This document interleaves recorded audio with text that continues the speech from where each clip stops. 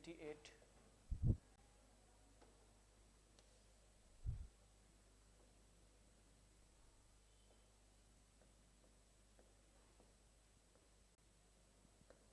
कोप 28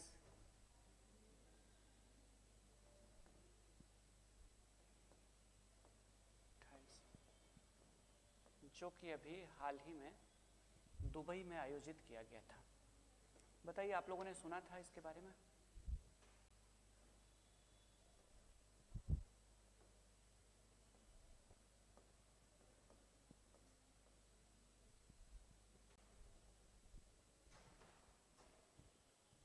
चलिए, कितने लोगों ने आप में से सुना है, जल्दी से बताइए चैट करके।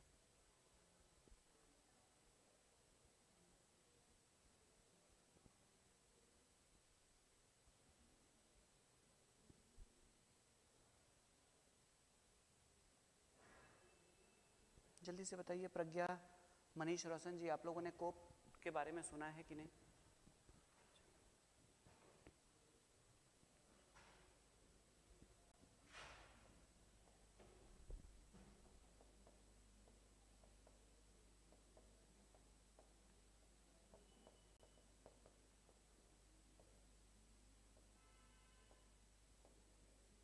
भूमिका,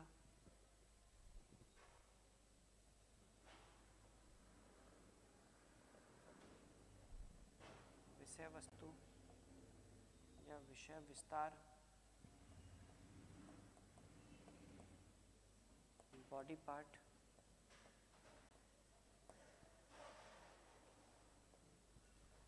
उसके बाद जाकर के आइए कंक्लूजन, निष्कर्ष। गुड इवनिंग, आइए निष्कर्ष।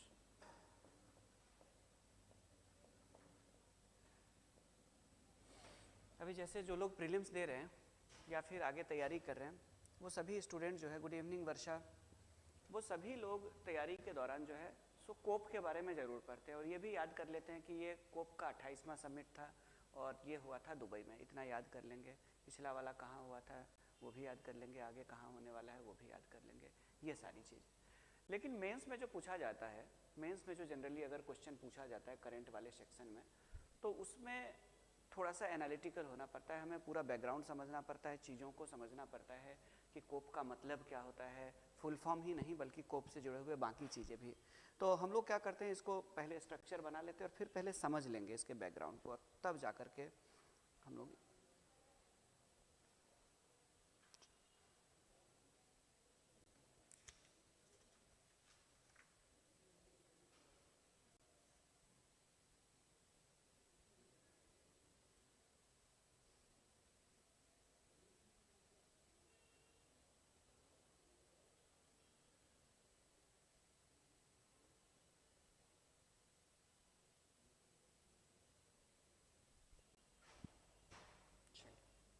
अब इसमें क्या क्या चीज़ें जानेंगे। COP, कोप, मीटिंग्स या कोप कंट्रीज मीटिंग, कोप कंट्रीज मीटिंग्स,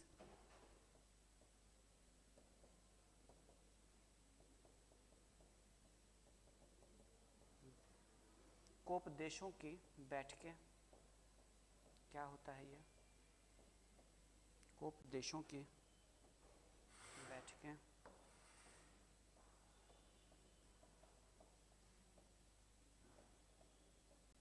कोप कंट्रीज मीटिंग्स, कोप देशों की बैठकें, अचीवमेंट, कोप अचीवमेंट्स या कोप की उपलब्धियां,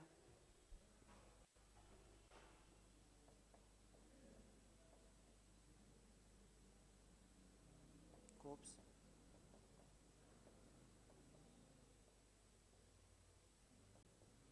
कोप की उपलब्धियां,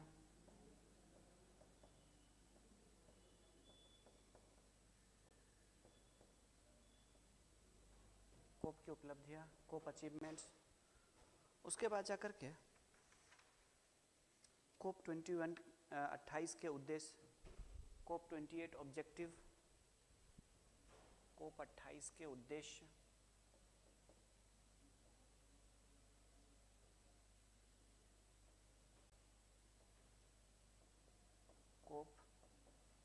28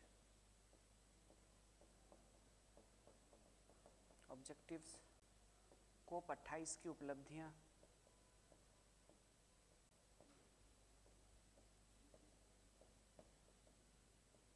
कोप 28 की उपलब्धियां, अचीवमेंट्स क्या क्या रही।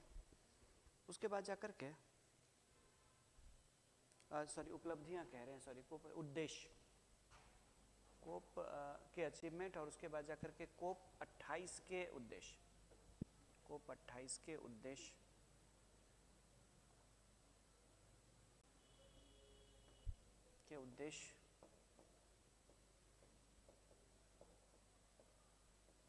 फिर जाकर के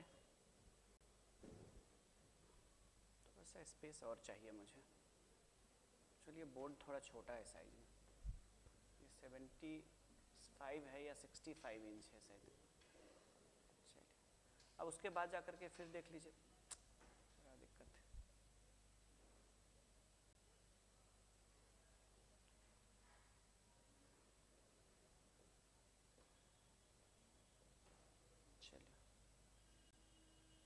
चलिए TIVE ऑब्जेक्टिव, उद्देश्य, कोप 28 के उद्देश्य।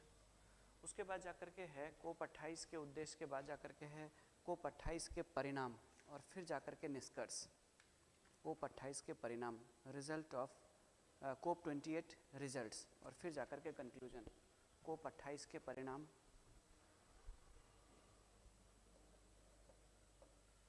कोप 28 के परिणाम, रिजल्ट्स ऑफ कोप 28,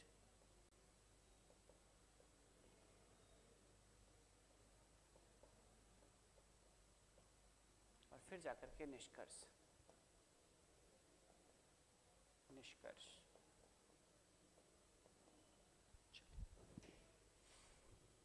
दुबई में हुआ था, पता होगा, भारत के प्रधानमंत्री मोदी जी भी गए थे। इस पे गूगल नहीं चलता है, इसीलिए मैं दिखा नहीं पा रहा हूँ चीज़ों को, और आज पीपीटी भी नहीं बनाया है मैंने, ये वाला इतना प्रेशर है काम का ना, 3 क्लासेस चल रही है मेरी अभी अलग अलग जगहों पे, उसको लेकर के थोड़ा प्रेशर में आ गया हूँ। अब देखिए क्या है कि आप लोगों को एक याद होगा कि 1992 में, सभी लोग हैं ऑनलाइन, चलिए वर्षा बताइए कोप के बारे में सुना है कि नहीं आप लोगों ने। अब देखिए क्या है कि 1992 में आपको याद होगा 1992 में साउथ अमेरिका का एक कंट्री है जिसका नाम है ब्राज़ील, और ब्राज़ील का एक शहर है रियो डी जेनेरियो, सुना है नाम, बहुत फेमस शहर है। हालांकि ब्राज़ील की कैपिटल है ब्राज़ीलिया, लेकिन रियो डी जेनेरियो बहुत ज़्यादा फेमस है क्योंकि उसमें 2016 में ओलंपिक भी हुई थी, याद आ गया। 12 वाला ओलंपिक लंदन में हुआ था, 16 वाला रियो डी जेनेरियो में हुआ था, और 20 वाला जो 21 में हुआ था वो टोक्यो में हुआ था, और आगे जो 24 वाला जो है वो पेरिस में होना है, 2024 वाला पेरिस में होना है, और 28 वाला है वो लॉस एंजल्स यूएसए में होना है। ठीक है, तो रियो डी जेनेरियो दुनिया के सबसे बड़े शहरों में से एक है। 1992 में लगभग हर देश के, दुनिया के हर देशों के रिप्रेजेंटेटिव यहाँ पे इकट्ठा हुए थे। दुनिया के सभी देशों के रिप्रेजेंटेटिव जितने भी जिम्मेदार हैं, 190 प्लस थे, 192-93 के आसपास देश थे, उसमें इकट्ठा हुए थे। और इन देशों ने मिलकर के एक फैसला लिया कि जिस प्रकार से दुनिया में ग्लोबल वार्मिंग हो रही है, वैश्विक तापन हो रहा है, और इसकी वजह से दुनिया में जो जलवायु परिवर्तन हो रहा है, हमारा जलवायु बदल रहा है, तापमान बढ़ रहा है जिससे बर्फ़ पिघल रही है, उसके बाद जाकर के वायु में प्रदूषण हो रहा है, उसके बहुत सारे असर दिख रहे हैं, दुनिया में पेड़ पौधे कट रहे हैं। तो पर्यावरण को बचाने के लिए सभी देशों ने एक ठोस पहल किया जाए, एक सॉलिड कोई एक पहल शुरुआत की जाए और किसी समझौते पे, किसी निष्कर्ष पे पहुंचा जाए, ताकि समय रहते हम लोग इस दुनिया को, इस धरती को बचाया जा सके। इसीलिए इस सम्मेलन को जब 1992 में हुआ था तो इसको नाम दिया गया था अर्थ समिट, यानी कि पृथ्वी सम्मेलन। 1992 में हुआ था, यानी पृथ्वी को बचाने के लिए ये सम्मेलन हुआ था। और ये जो था ये जून 1992 में हुआ था, और ये 20 साल पहले हुए उस सम्मेलन के याद में हुआ था, जो सम्मेलन 1972 में एक बार हुई थी। 1972 में एक समिट हुई थी 5 जून 1972 को, ठीक है। और उसके बाद जाकर के वो हुआ था स्टॉकहोम में, पता होगा। और वहाँ पे जब स्टॉकहोम में वो जो सम्मेलन हुआ था 5 जून को, तो उसी समय पूरी दुनिया में पहला ऐसा सम्मेलन था जिसमें सभी देशों को, कोई समझौता तो नहीं हुआ था उस समय, लेकिन सभी देशों को बुलाया गया था कि आइए सभी मुद्दे पे तो विचार करते हैं, पहली बार हम लोग पर्यावरण के मुद्दे पे विचार करें। तो 1972 में, जब जून 1972 में स्टॉकहोम में सब देश इकट्ठा हुए थे, तो पहली बार पर्यावरण को लेकर के राष्ट्र प्रमुख इकट्ठा हुए थे, सबको इन्वाइट किया गया था। तो वहाँ पे उस 5 जून को सबसे पहले तो पर्यावरण के लिए पहली बार शुरुआत वहाँ से हुई कि पर्यावरण हमारा नुकसान हो रहा है, और अंतर्राष्ट्रीय स्तर पर जिस प्रकार दुनिया एक दूसरे को सहयोग करती है, चलिए पर्यावरण के भी मुद्दे पे इकट्ठा होते हैं। तो उस दिन को यादगार बनाने और हर साल इन्वायरमेंट को लेकर के अवेयरनेस के लिए 5 जून को, चूंकि वो बैठक हुई थी, सम्मेलन हुआ था स्टॉकहोम में 72 में, तो इसलिए 5 जून को हर साल हम लोगों ने उसके बाद क्या किया, विश्व पर्यावरण दिवस मनाने की शुरुआत की थी, वर्ल्ड इन्वायरमेंट डे के रूप में शुरुआत की थी। तो उसी दिन के यादगार में, उसी के याद में, उसके 20वें साल रियो डी जेनेरियो में ये सम्मेलन बुलाया गया और इसको नाम दिया गया अर्थ समिट, यानी पृथ्वी सम्मेलन, जिसका उद्देश्य था कि पृथ्वी को बचाना। यहाँ पे बहुत सारी चीजें निकल करके आई थी। यहाँ पहली बार आपको पता होगा कि ऐसे गैसों की पहचान की गई थी जिनको ग्रीन हाउस गैस कहा गया, जो हमारी धरती के तापमान को बढ़ा रहा था, राइट। इसके साथ ही यहाँ पे क्या किया गया, तो यहाँ पे एक समझौता किया गया था, और उस समझौते का जो नाम रखा गया था वो रखा गया था, चूंकि ये आपको बता दूं कि 1992 का और 72 का जो सम्मेलन था, ये उन संयुक्त राष्ट्र की देखरेख में हुआ था, यूएनओ की देखरेख में हुआ था, और यूएनओ के जितने मेंबर हैं सबको यूएनओ ने बुलाया था संयुक्त राष्ट्र इस सम्मेलन में। यूएनओ के सभी मेंबर को बुलाया गया था। उस समय जितने मेंबर रहे हो, कुछ ऐसे भी देश थे जो उस समय यूएनओ के मेंबर नहीं बने थे, वो भी उसमें शामिल हुए थे। तो 1992 में ये पृथ्वी सम्मेलन हुआ। इस समय क्या किया गया, तो इसमें जलवायु परिवर्तन पर एक चर्चा हुई, कार्बन डाइऑक्साइड जो ग्रीन हाउस गैस है उसकी पहचान की गई, और उसके अलावा एक फ्रेमवर्क तैयार किया गया। फ्रेमवर्क का मतलब होता है कि एक क्या कहते हैं उसको, एक योजना तैयार की गई। एक फ्रेमवर्क तैयार करने का मतलब एक योजना तैयार की गई कि आगे कैसे हमें जलवायु परिवर्तन को रोकने के लिए काम करना है। इसको नाम दिया गया जलवायु परिवर्तन पर संयुक्त राष्ट्र फ्रेमवर्क। इसको नाम दिया गया जलवायु परिवर्तन पर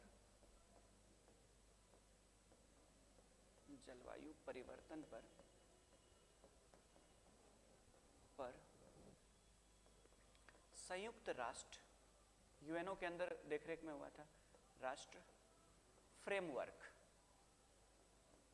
मतलब वो फ्रेम जिस पे हमें वर्क करना है आगे, ठीक है, उस दिशा में। इसी को शॉर्ट में इंग्लिश में कहा जाता है, ये देख रहे हैं ना, लिख रहे हैं तो मिटा रहा है, इसी को इंग्लिश में कहा जाता है यूएन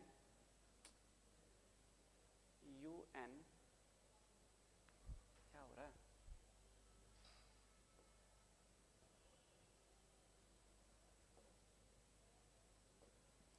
यूएन नहीं ले रहा है यहाँ पे ना, घटिया वाला पैनल है। चलिए, इसी को कहा गया UNFCCC, United nation framework on climate change, यानी जलवायु परिवर्तन पर संयुक्त राष्ट्र फ्रेमवर्क, यानी इसको कहा गया, ठीक है, United Nations framework on climate change, United Nations framework on climate change, यानी जलवायु परिवर्तन पर संयुक्त राष्ट्र फ्रेमवर्क, इसको नाम दिया गया, ठीक है।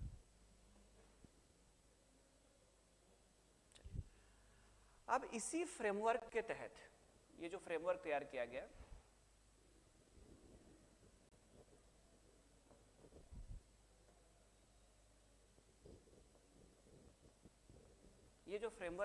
गया, इसी फ्रेमवर्क के तहत जो है हर साल अलग अलग महीने में, साल के अलग अलग महीने, अब जनवरी नहीं है, जून में ही होता है, लेकिन हर साल में एक बार यूएनओ के जितने मेंबर होते हैं वो इकट्ठा होते हैं, और वो आगे की योजना के साथ साथ पीछे जो काम किया गया है उसको एनालिसिस किया जाता है। यानी जलवायु परिवर्तन को लेकर के, क्लाइमेट चेंज को लेकर के सीरियसली दुनिया के सभी देश जो यूएनओ के मेंबर है वो हर साल इकट्ठा होते हैं एक बार, और उसी को कहा जाता है कोप, यानी कॉन्फ्रेंस ऑफ पार्टीज, ठीक है, कॉन्फ्रेंस ऑफ पार्टीज, ठीक है। पार्टीज यहाँ पे कौन है, तो पार्टीज है यहाँ पे कंट्री, भागीदार। कौन भागीदार, जो यूएनओ के मेंबर भी है और जो यूएनएफसीसी में जो यूनाइटेड नेशन के जो फ्रेमवर्क है क्लाइमेट चेंज को लेकर के, उसमें भागीदार देश है यानी जो सदस्य देश है वो भाग लेते हैं इसमें, और उसी को कहा जाता है कोप यानी कॉन्फ्रेंस ऑफ पार्टीज। और ये हर साल अलग अलग देशों में होता है। और इसी का चूंकि ये क्या हुआ था कि 92 में ये हुआ था, 1994 में सभी देशों ने इसको अपनाया था, यूएनएफसीसी को सभी देशों ने इस पे सहमति बनाई थी, यूएन के सभी मेंबर ने। और 1995 से इसका लगातार क्या हो रहा है, हर साल इसकी बैठक होती है, और इसी बैठक को, इसी सम्मेलन को कहा जाता है कोप। और कोप 1 से लेकर के अभी तक कोप 28 यानी 1995 से लेकर के 2023 में इसने अपना 28वां सम्मेलन दुबई में आयोजित किया गया था। इसकी सबसे बड़ी खासियत यह है कि इसमें कोशिश की जाती है कि जिस देश का जो राष्ट्र प्रमुख होता है वही भाग लेता है। भारत की तरफ से प्रधानमंत्री, अमेरिका की तरफ से अमेरिकी राष्ट्रपति। कहने का मतलब ये एक ऐसा सीरियस पर्यावरण को लेकर के सम्मेलन है जिस सम्मेलन में देश के सबसे बड़े जो प्रमुख होते हैं वो जाता है भाग लेने, और पूरी दुनिया के लोग इकट्ठा होते हैं और कोशिश करते हैं कि कुछ नए लक्ष्य निर्धारित करे, सहमति बनाए और आपस में एक दूसरे के जो विचार है उसको साझा करे, पर्यावरण को लेकर के कौन कितना काम कर रहा है एक दूसरे को कोऑपरेट करे। इसी को कहा जाता है कॉन्फ्रेंस ऑफ पार्टीज यानी कि कोप। चलिए ठीक है, यहां तक क्लियर है। अब जाकर के इसमें लिखिए इंट्रोडक्शन यानी भूमिका।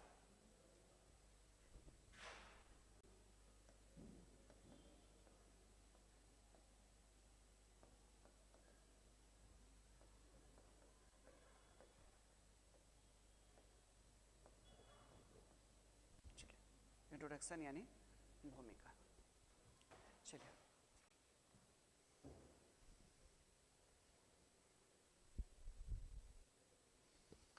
जून 1992 में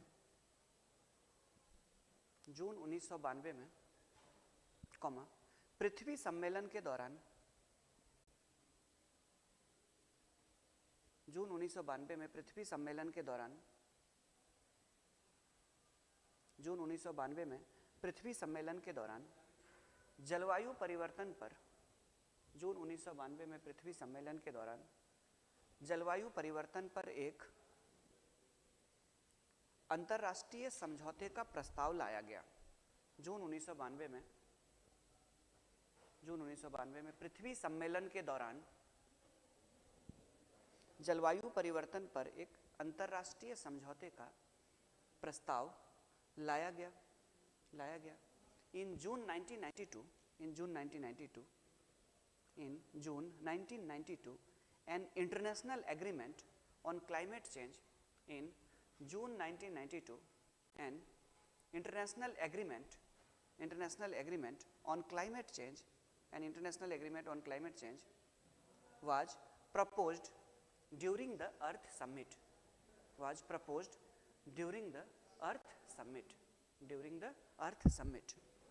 आगे लिखिए, इसे जलवायु परिवर्तन पर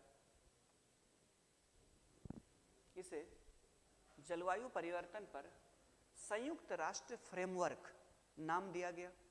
इसे जलवायु परिवर्तन पर संयुक्त राष्ट्र फ्रेमवर्क नाम दिया गया, UNFCC। इसे जलवायु परिवर्तन पर संयुक्त राष्ट्र फ्रेमवर्क नाम दिया गया। It was named United Nations Framework on Climate Change. It was named United Nations Framework on Climate Change. आगे लिखिए, विभिन्न देशों के हस्ताक्षर के बाद यह समझौता मार्च 1994 से लागू हो गया। विभिन्न देशों के हस्ताक्षर के बाद यह समझौता मार्च 1994 से लागू हो गया। After signing by various countries,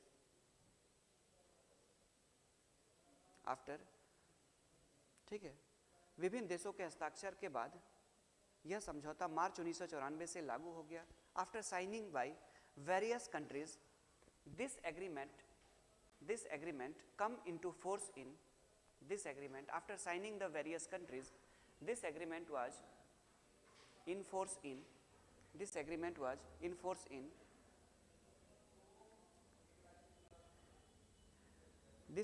was नहीं लगेगा, come into force in March 1994, मार्च 1994। ठीक है, इसके पश्चात 1995 से प्रत्येक वर्ष इसकी वार्षिक बैठक का आयोजन किया जाता है। इसके पश्चात 1995 से प्रत्येक वर्ष इसकी बैठक का आयोजन किया जाता है। इसके पश्चात 1995 से प्रत्येक वर्ष इसकी बैठक का आयोजन किया जाता है। After this, since 1995,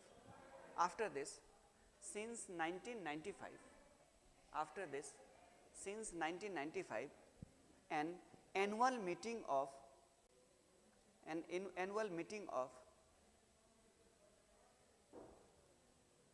या ऐसे लिख लीजिए, since 1995 an annual meeting of this conference is organized every year. After this, since 1995 an annual meeting of this conference is organized every year, which is called conference of the parties, जिसे conference of the parties कहा जाता है। English में भी वैसे लिखेंगे, देवनागरी में भी लिखेंगे, कॉन्फ्रेंस ऑफ द पार्टीज अर्थात कोप कहा जाता है। which is called conference of the parties, that is COP, जिसे conference of the parties अर्थात COP कहा जाता है। ठीक है, which is called conference of the parties, that is COP। तो COP समझ में आ गया क्या होता है? चलिए आगे, COP कंट्रीज मीटिंग। अब उसके बाद जाकर के इसी में लिखिए, चूंकि ये तो समझ में आ गया पहला पैराग्राफ, अब जाकर के जो COP 28 हुआ था उसके बारे में लिखिए। हाँ, इंट्रोडक्शन में ही लिखिए, पैरा चेंज करके। COP 28 के बारे में भी हम लोग जान लेंगे इसी में। ठीक, लिखिए COP 28 का आयोजन, पैरा चेंज करके, COP 28 का आयोजन 28 नवंबर से 13 दिसंबर 2023 के बीच, COP 28 का आयोजन 28 नवंबर से 13 दिसंबर 2023 के बीच दुबई ब्रैकेट में संयुक्त अरब अमीरात, COP 28 का आयोजन 28 नवंबर से 13 दिसंबर 2023 के बीच दुबई ब्रैकेट में संयुक्त अरब अमीरात में किया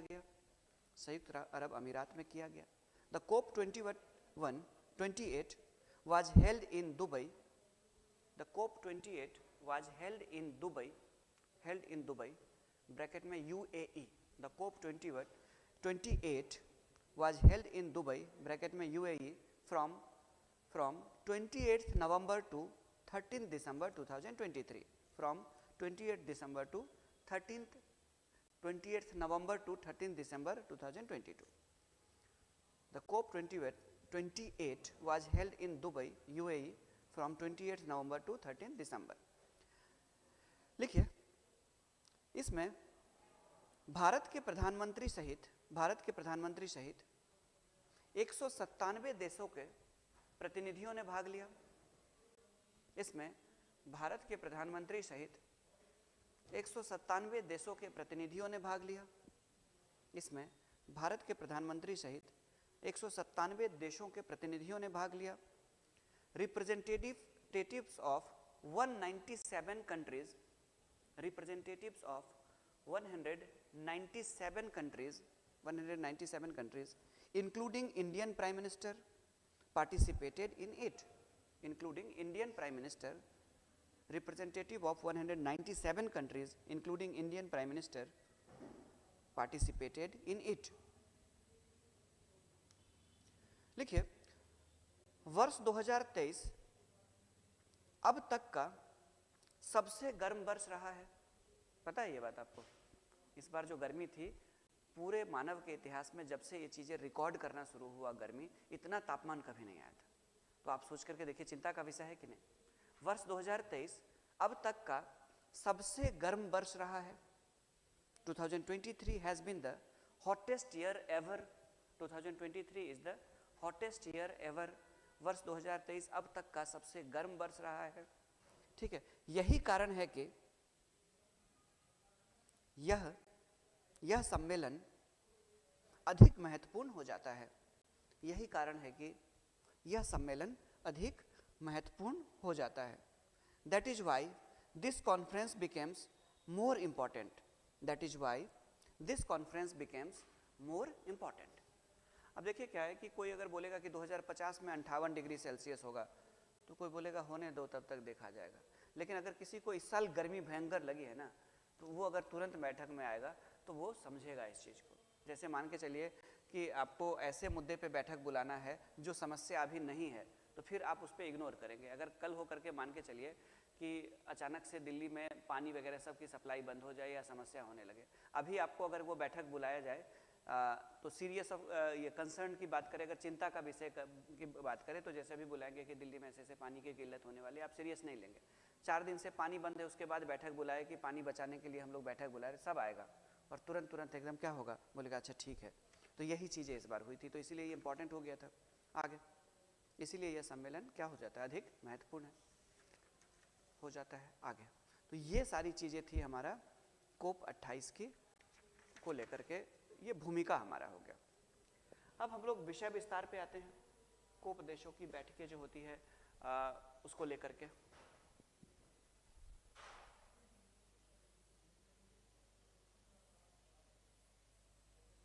कोप देशों की बैठकें विषय विस्तार में लिखेंगे कोप कंट्रीज मीटिंग्स।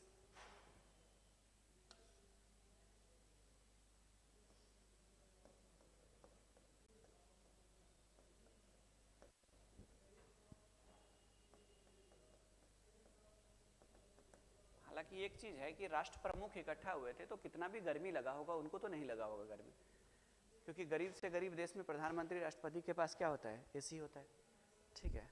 लेकिन राष्ट्र प्रमुखों को ही इसलिए बुलाया जाता है क्योंकि ठोस निर्णय वही ले सकता है। इसमें वो नहीं चलता है, बहाना नहीं चलता है कि एक काम करते हैं कि अपने मंत्रालय में से किसी मंत्री को औपचारिकता के लिए भेज देते हैं। इसमें सीरियसली लोग आते हैं, ठीक है, इसमें सीरियसली हर देश के राष्ट्र प्रमुख आते हैं, क्योंकि वही जाकर के अपने देश में उन मुद्दों पे वो कर सकता है, ठीक है, ठोस निर्णय ले सकता है। तो कोप देशों की बैठकें, कोप कंट्रीज मीटिंग, देखते हैं क्या क्या हुआ इसमें।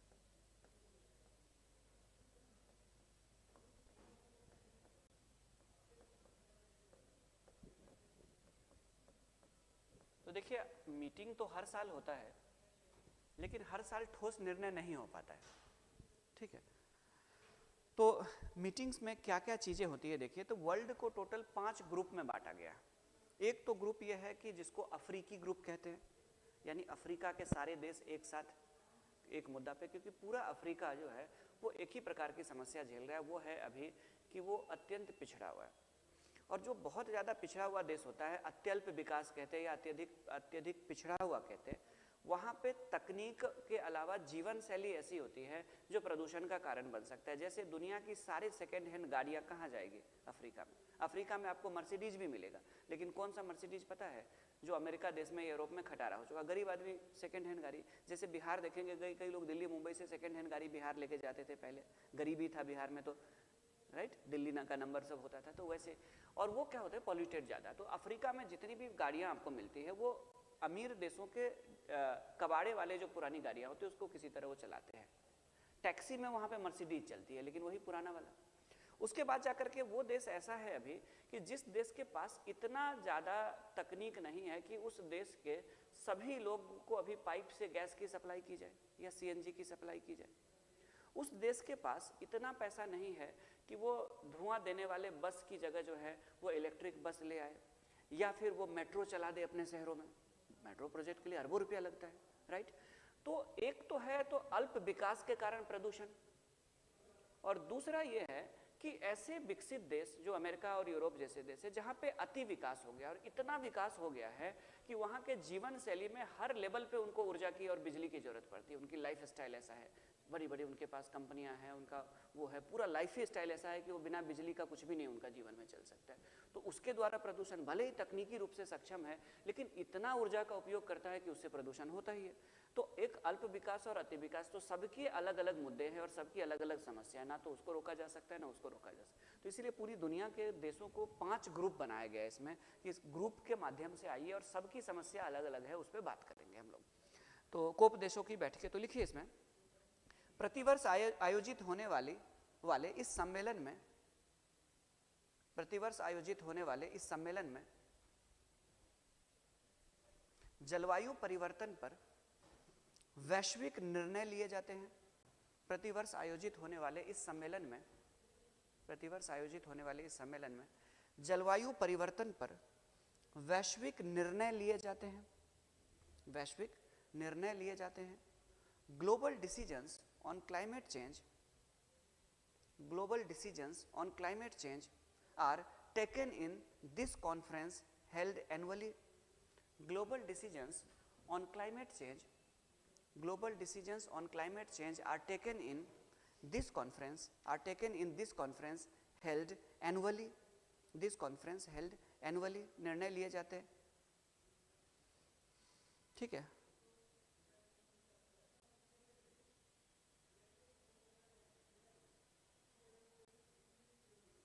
देखिए प्रत्येक कोप की मेजबानी, प्रत्येक कोप की मेजबानी,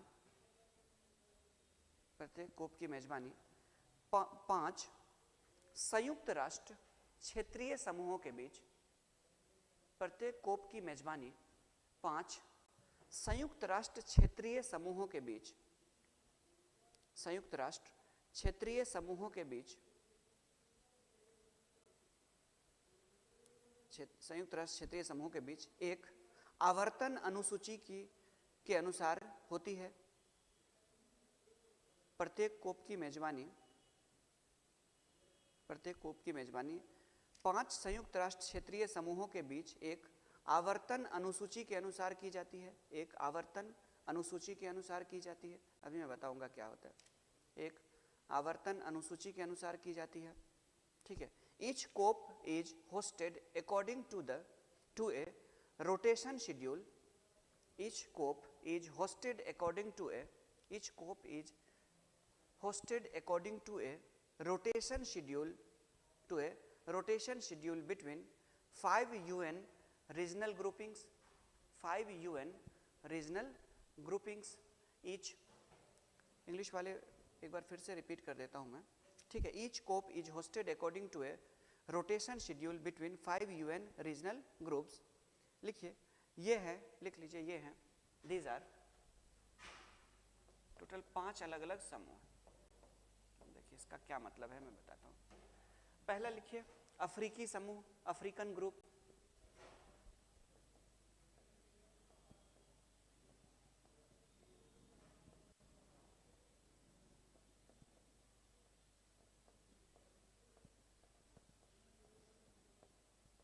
अफ्रीकी समूह, अफ्रीकन ग्रुप।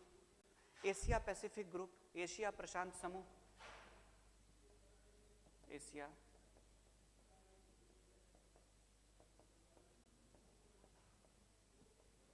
एशिया प्रशांत समूह।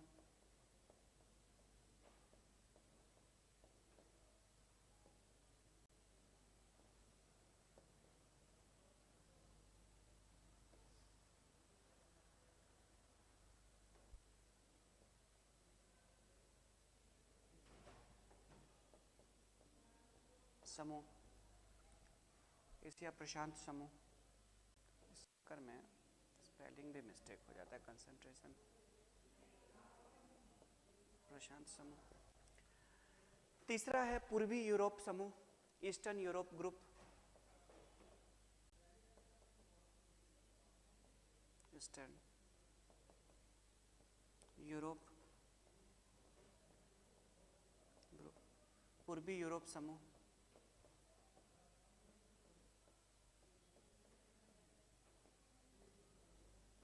पूर्वी यूरोप समूह। उसके बाद है लैटिन अमेरिकी तथा कैरिबियाई समूह, Latin American and Caribbean. Latin America जानते हैं दक्षिण मैक्सिको से शुरू होकर के कहाँ तक है, अर्जेंटीना तक, जो अविकसित देश है जिसको लैटिन अमेरिका। और कैरिबियाई देश कहा जाता है जो वेस्ट इंडीज वाला इलाका है, लैटिन अमेरिकन एंड CARI जाता है बार बार। Caribbean group. उसके बाद जाकर के अगला है वेस्टर्न यूरोप एंड अदर, पश्चिमी यूरोप एवं अन्य। Western Europe and other.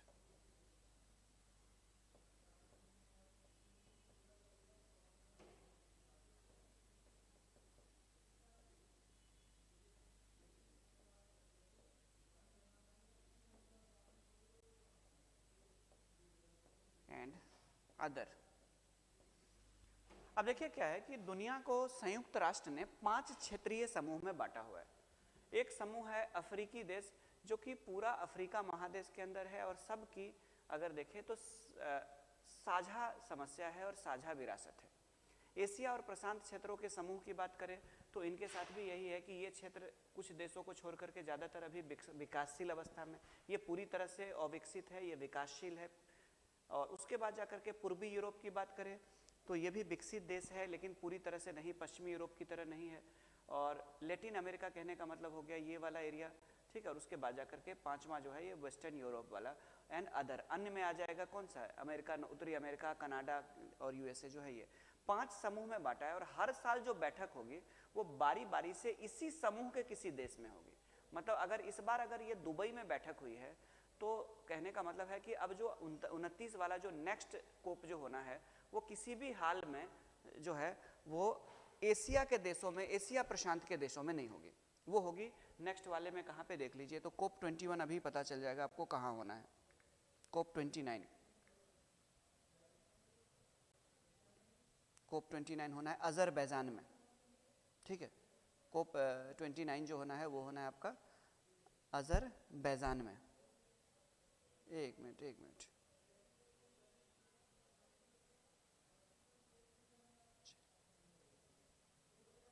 है। अजरबैजान कहाँ पे है तो अजरबैजान जिसकी कैपिटल है बाकू, वो जो एरिया है वो पूर्वी यूरोप के आसपास के एरिया में आता है। हालांकि अजरबैजान जो है वो मुझे पता नहीं क्यों लगता है कि ये एशियाई देश है, ऐसे कैसे हो सकता है, या पूर्वी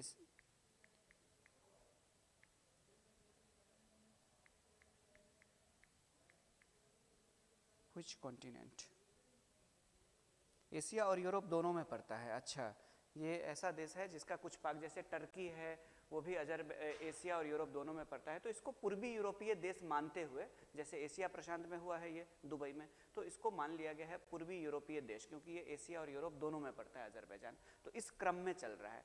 इससे पहले आप देखेंगे तो ये हुआ था कहाँ पे, मिस्र में, शर्म अल शेख। कहाँ पे है, कोप 27 मिस्र में हुआ था। ये अफ्रीका में हुआ, ये एशिया में हुआ, और अगला जो है ये अजरबैजान में होना है। और अजरबैजान को पूर्वी यूरोपीय देश माना जाता है। हालांकि इसका कुछ भाग एशिया में भी है, लेकिन कुछ ऐसे देश हैं जिसके दो देशों में ज़मीन है। जैसे कि आपको पता होगा रूस का भी है एशिया और यूरोप में, लेकिन उसको यूरोपीय देश माना जाता है। ठीक उसी तरह इसको भी पूर्वी यूरोप मानते हुए यहाँ पे होगा। अब कोप 30 देखता हूँ कहीं पे अभी है कि नहीं, होना तो चाहिए। अगर अभी डिसाइड हो गया होगा तो चीज़ें क्लियर हो जाएगी।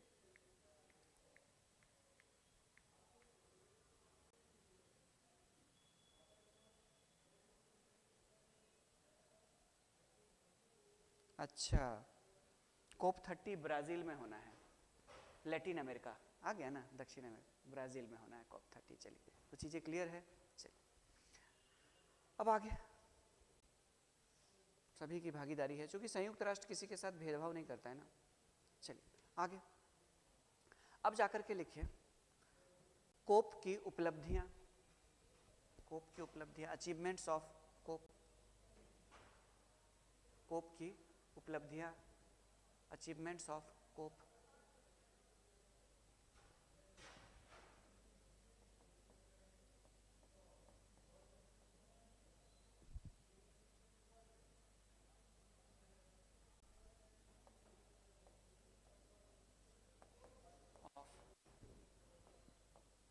कोप की उपलब्धियां अभी तक,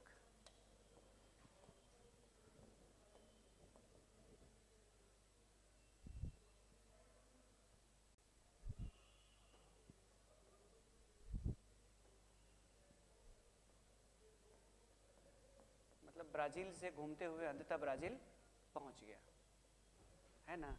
ब्राज़ील में ही 92 में ये डिसीजन लिया गया था अंततः घूमते हुए 30वें साल में जाकर के ये ब्राज़ील पहुंचेगा। क्या 30वां कोप जो होगा, मतलब 30वां कोप जो होगा 92 में हुआ था ब्राज़ील में, और 95 से कोप की शुरुआत हुई थी, और अंततः ये 2025 में जाकर के ये वहाँ पे पहुँचेगा।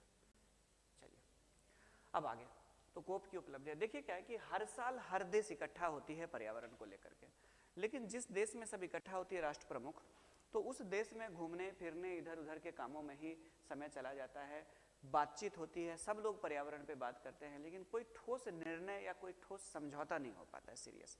तो इसीलिए अभी हम लोग बात करें तो 28 में से 28 कोप हमारे लिए इंपॉर्टेंट नहीं हो जाते हैं, क्योंकि कुछ तो बस औपचारिकता ही रह गई, क्योंकि झगड़ा हो गया दो देशों के बीच में।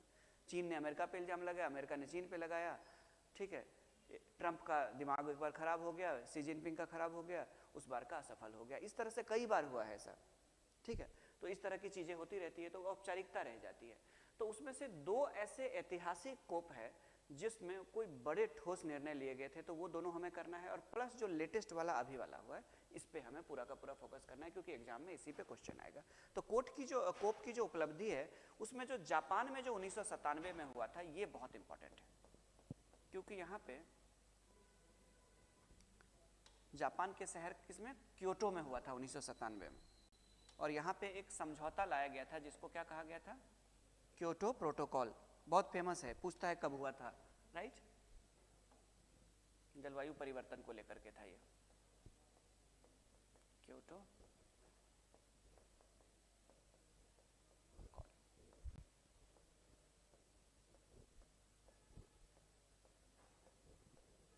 पहली बार सीरियस हुए 97 में जाकर के ये प्रस्ताव लाया गया। बाद में कई देशों ने सिग्नेचर किए, कई देश सिग्नेचर के बाद बाहर हो गए इससे, लेकिन यहाँ पे एक ठोस समझौता पे सहमत हुए थे, और कई देशों ने समझौते पर हस्ताक्षर भी किए थे। लिखिए इसमें क्योटो प्रोटोकॉल 1997 लिख लीजिए ब्रैकेट में, 1997।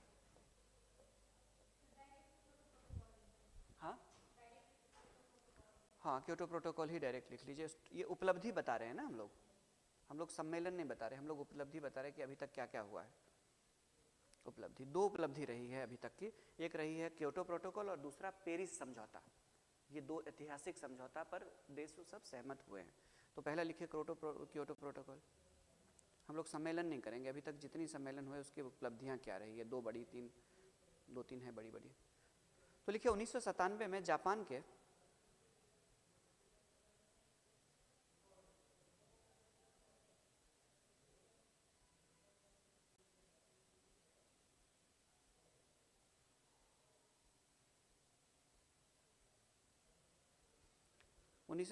जापान के क्योटो शहर में हुए कोप शिखर सम्मेलन में 1997 में जापान के क्योटो शहर में हुए कोप शिखर सम्मेलन 1997 में जापान के क्योटो शहर में हुए कोप शिखर सम्मेलन में क्योटो प्रोटोकॉल के लिए आधार तैयार किया गया था। क्योटो प्रोटोकॉल के लिए आधार तैयार किया गया था 1997 में जापान के क्योटो शहर में हुए कोप शिखर सम्मेलन में क्योटो प्रोटोकॉल के लिए आधार तैयार किया गया था। The COP summit held in Kyoto city of Japan in 1997, the COP summit held in the Kyoto city of Japan in 1997 laid the basis for the Kyoto Protocol. The COP summit held in Kyoto of City of Japan in 1997 laid the basis for the Kyoto Protocol. आधार तैयार किया गया था। आगे लिखिए, इस protocol का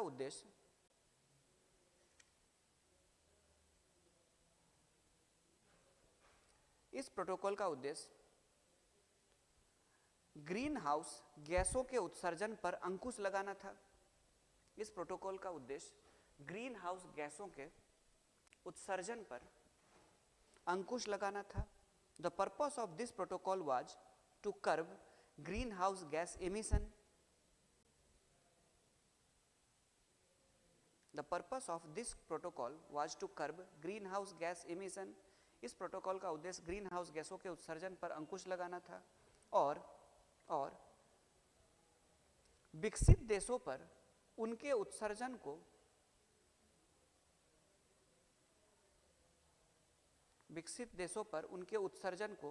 कम करने के लिए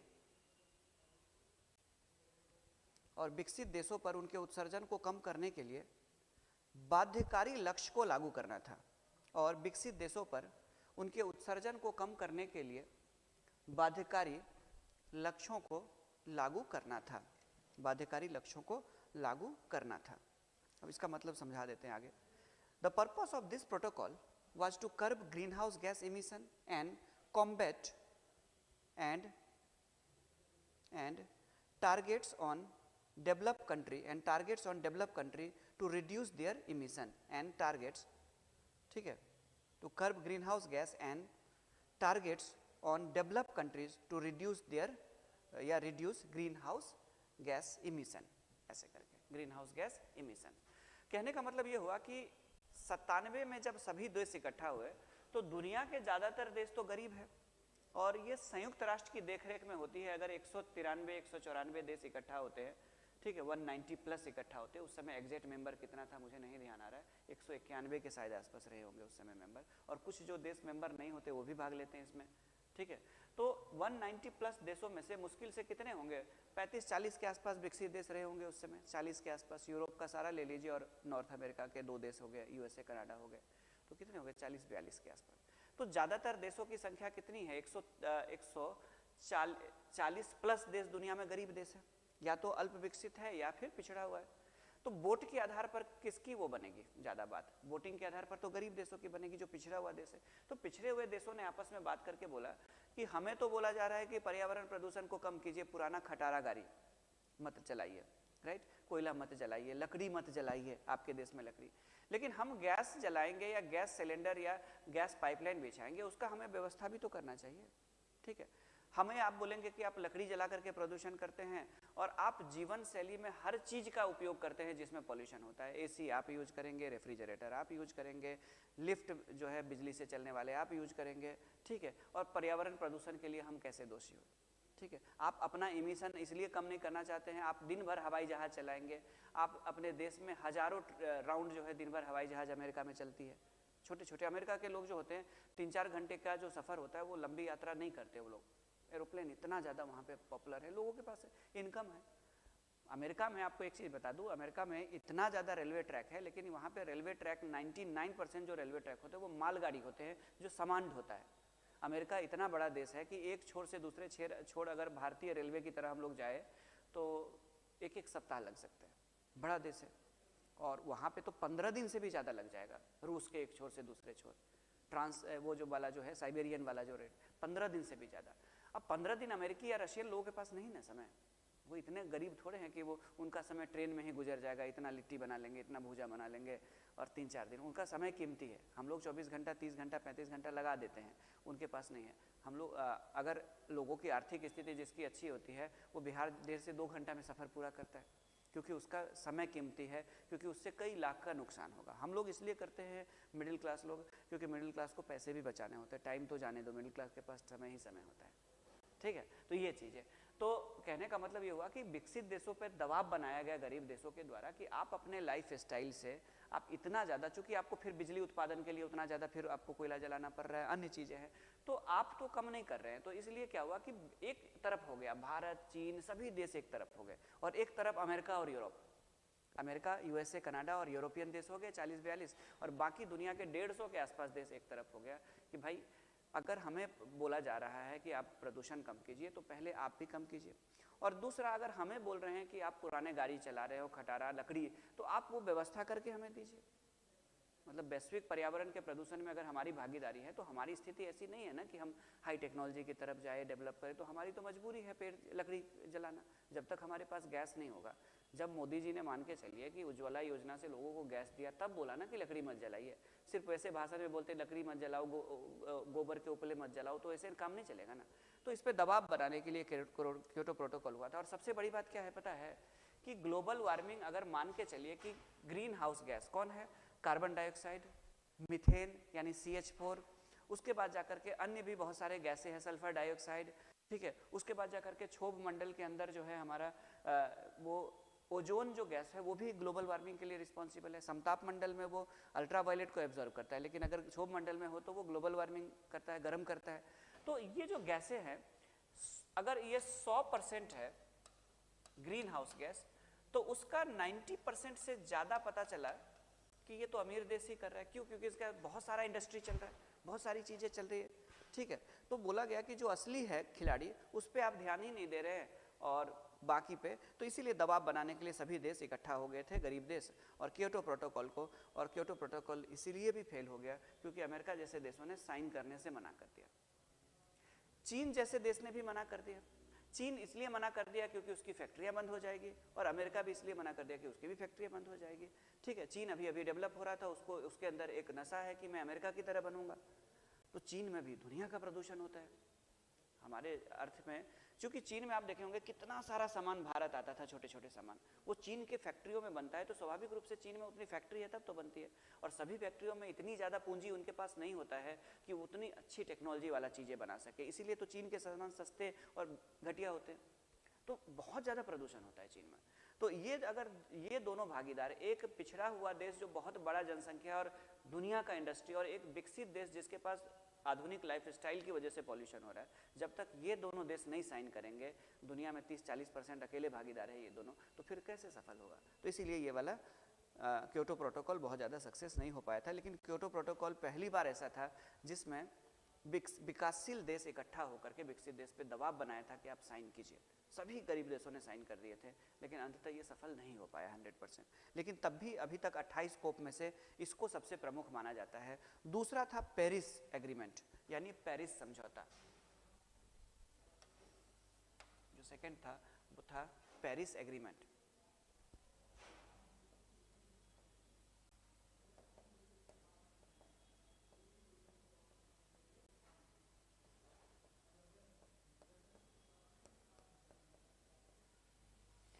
समझौता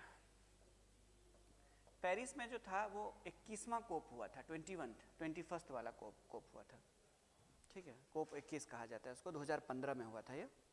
तो लिखिए,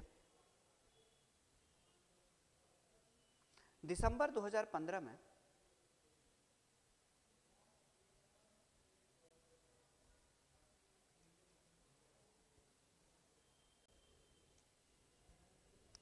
दिसंबर 2015 में पेरिस ब्रैकेट में लिखिए फ्रांस, पेरिस ब्रैकेट में फ्रांस में इस समझौते का प्रस्ताव लाया गया। दिसंबर 2015 में पेरिस ब्रैकेट में फ्रांस में इस समझौते का प्रस्ताव लाया गया, इस समझौते का प्रस्ताव लाया गया। This agreement was proposed in Paris bracket में France, this agreement was proposed in Paris bracket में France, this agreement was proposed in Paris bracket में France in December 2015, in December 2015। This agreement was proposed in Paris bracket में France in December 2015। COP 21 में 196 देशों द्वारा इसे स्वीकारा गया था। कोप 21 में 196 देशों द्वारा इसे स्वीकारा गया था, ठीक है। कोप 21 में 196 देशों द्वारा इसे स्वीकारा गया था, ठीक है। कोप 21 में 196 देशों द्वारा इसे स्वीकारा गया था। It was accepted by 196 countries at COP 21। It was accepted by 196 countries at COP 21। अब देखिए इसमें क्या था कि आप लोगों ने हिस्ट्री में एक पढ़ा होगा, औद्योगिक क्रांति पढ़ा है ना। दुनिया में नए नए मशीनों का आविष्कार हुआ, पश्चिमी देश में, इंग्लैंड में, फ्रांस में, और उसके बाद उद्योग अचानक से क्या हुआ कि हाथ की जगह, कुटीर उद्योग की जगह अब लोगों ने इंडस्ट्री खड़े करने शुरू कर दिया, जिसमें मशीनों का उपयोग होने लगा। कोयला के क्या कहते हैं, भाप बनता था और उस भाप से इंजन चलता था। जेम्स वाट ने स्टीम इंजन बनाए थे। और धीरे धीरे क्या हुआ कि औद्योगिक क्रांति हुई यूरोप में, और उसके बाद यूरोप में इतना माल का उत्पादन हुआ कि अलग अलग देशों में वो उनके व्यापारी से बेचने के लिए साम्राज्यवाद का विकास हुआ। अलग अलग देशों में उन्होंने कब्जा किया। भारत से भी कच्चे माल जाते थे और ब्रिटेन की इंडस्ट्री में वो सामान बन के फिर भारत में बिकने आते थे। इसको औद्योगिक क्रांति कहा गया। तो जब औद्योगिकरण नहीं हुआ था दुनिया का, जब लोग हाथों से ही सब चीज़ बनाते थे, कपड़ा भी हाथ से बनता था, मशीन नहीं था उस समय, ऐसा कोई मशीन नहीं था जिसमें बिजली से लगे या बिजली का उत्पादन हो, या ऐसा कोई मशीन नहीं था जिसमें कोयला जला के या पेट्रोल या डीजल जला करके कोई मशीन चलता हो, इस टाइप का कोई कॉन्सेप्ट नहीं था। उस समय ज़्यादातर अगर शरीर से ज़्यादा मेहनत का काम लिया जाता था तो बैल, घोड़ा, हाथी इन सब से लिया जाता था, और बाकी काम जो होते हैं वो मैनुअल होते थे। बड़े बड़े जो काम होते थे जैसे लकड़ी को खींच के लाना हो तो हाथी से ले लेते थे, सामान बहुत किलोमीटर तक दूर ढोना हो तो बैलगाड़ी या घोड़ा गाड़ी से ढोते थे। तो उससे कार्बन का अतिरिक्त उत्सर्जन नहीं हो रहा था। तो उस समय हमारे पृथ्वी का जो तापमान था, कहा जाता है कि उसकी तुलना में अभी 2 डिग्री सेल्सियस ज़्यादा है औसत तापमान। तो पेरिस समझौता में ये किया गया था कि औद्योगिकरण से पूर्व जो हमारा तापमान रहा था, ठीक है, उस स्तर से 2 डिग्री सेल्सियस से ज़्यादा बढ़ोतरी किसी भी हाल में अब नहीं होना चाहिए फ्यूचर में।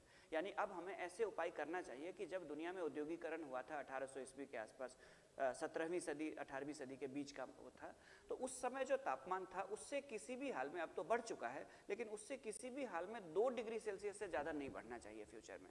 उसके लिए अभी से उपाय करना, यही है पेरिस समझौता। और 196 देश ने इसको एक्सेप्ट किया है कि हाँ होना चाहिए, क्योंकि अगर दुनिया में और 2 डिग्री सेल्सियस तापमान बढ़ गया तो करोड़ों लोग जो है वो बेघर हो जाएंगे, समुद्र का किनारा डूब जाएगा, टापू वाले जो छोटे छोटे देश है जैसे सेचेल्स हो गया, फिजी हो गया, मालदीव्स हो गया, हमारा लक्षद्वीप आइलैंड डूब जाएगा, कई सारे कोस्टल एरिया डूब जाएंगे, दुनिया में पर्यावरण शरणार्थी बन जाएंगे लोग। अभी तक तो युद्ध शरणार्थी बनते हैं, पर्यावरण शरणार्थी बन जाएंगे, ठीक है। तो ये चीज़ है, इन्वायरमेंट रिफ्यूजी उसको कहा जाता है टर्म। तो लिखिए लिखिए, यह वैश्विक औसत तापमान वृद्धि को, यह वैश्विक औसत तापमान वृद्धि को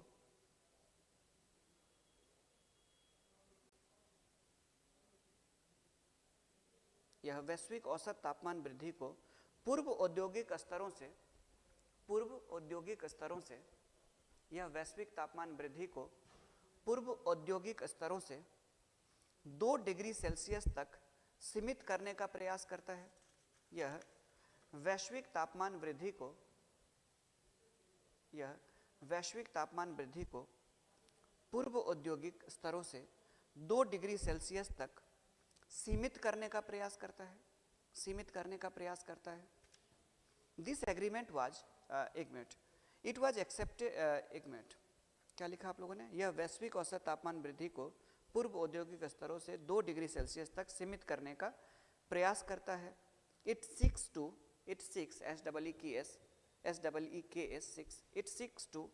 limit the global average temperature. It seeks to limit the global average temperature rise to 2 degrees Celsius above pre-industrial level. It seeks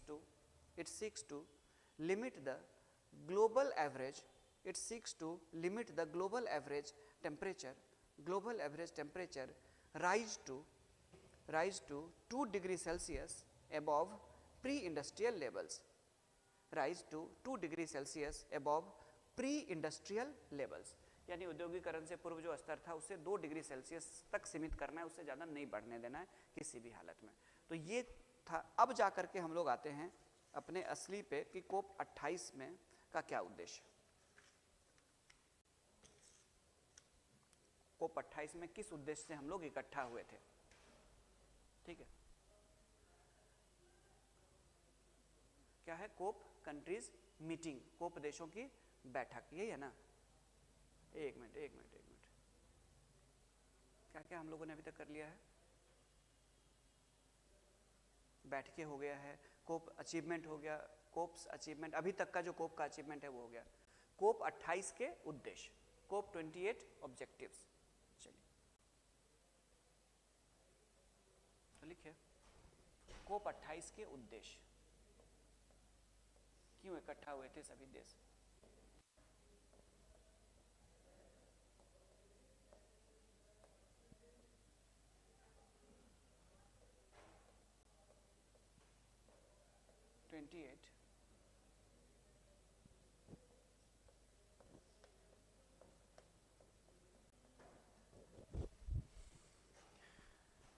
चलिए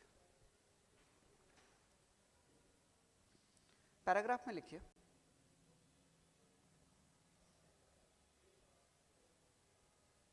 कोप 28, अब देखिए सभी लोगों को तो गर्मी लगी ही थी इस साल, तो कोप 28 जलवायु परिवर्तन के बढ़ते संकट से,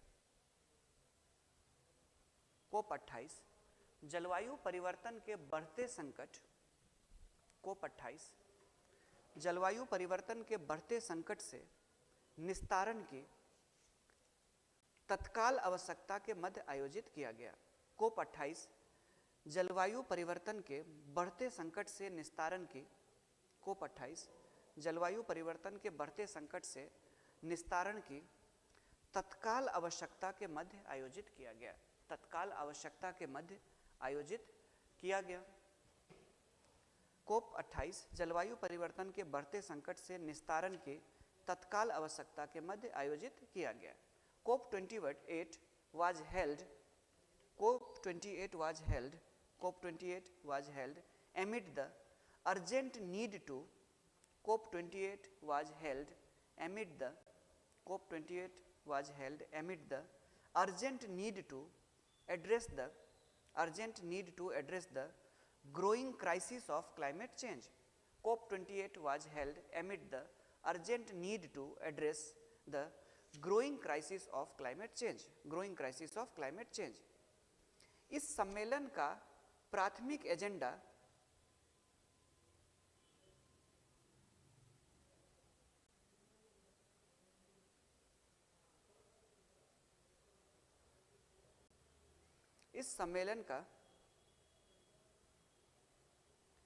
प्राथमिक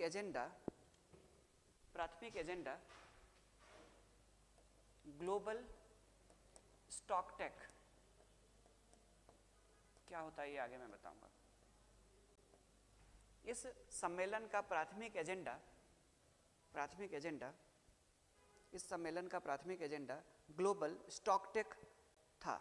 ग्लोबल स्टॉकटेक, GST, ये अलग GST है, GST था। इस सम्मेलन का प्राथमिक एजेंडा ग्लोबल स्टॉकटेक था, ठीक है, ग्लोबल स्टॉकटेक था। The primary agenda of this conference was, the primary agenda of this conference was, the primary agenda of this conference was global stock, STOCK-TAKE, tech, stock tech, STOCK-TAKE, stock tech, ठीक है। The primary agenda of this global this conference was global stock tech। लिखिए, global stock take को Paris समझौते के दौरान अपनाया गया था।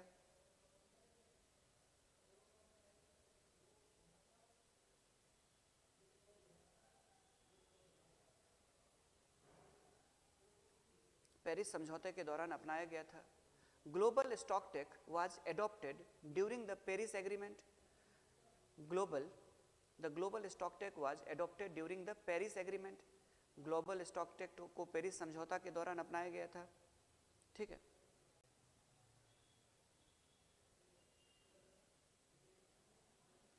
ठीक है, अब देखिए क्या था ये ग्लोबल स्टॉक टेक का मतलब क्या होता है। जैसे पूर्व में, इसका मतलब होता है पूर्व में, ठीक है, जलवायु परिवर्तन को, आगे मैं करवा दूंगा, इसको लिखा दूंगा, पर्व को रोकने हेतु जो प्रयास किया गया है उसका मूल्यांकन करना, कि क्या अभी तक जो प्रयास किया गया वो कितना सफल रहा है, ठीक है, मूल्यांकन। उसके बाद इनके अध्ययन के आधार पर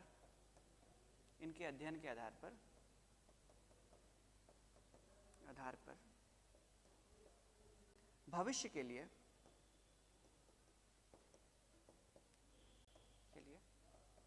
योजना तैयार करना या लक्ष्य तैयार करना, योजना या लक्ष्य निर्धारित करना, ठीक है।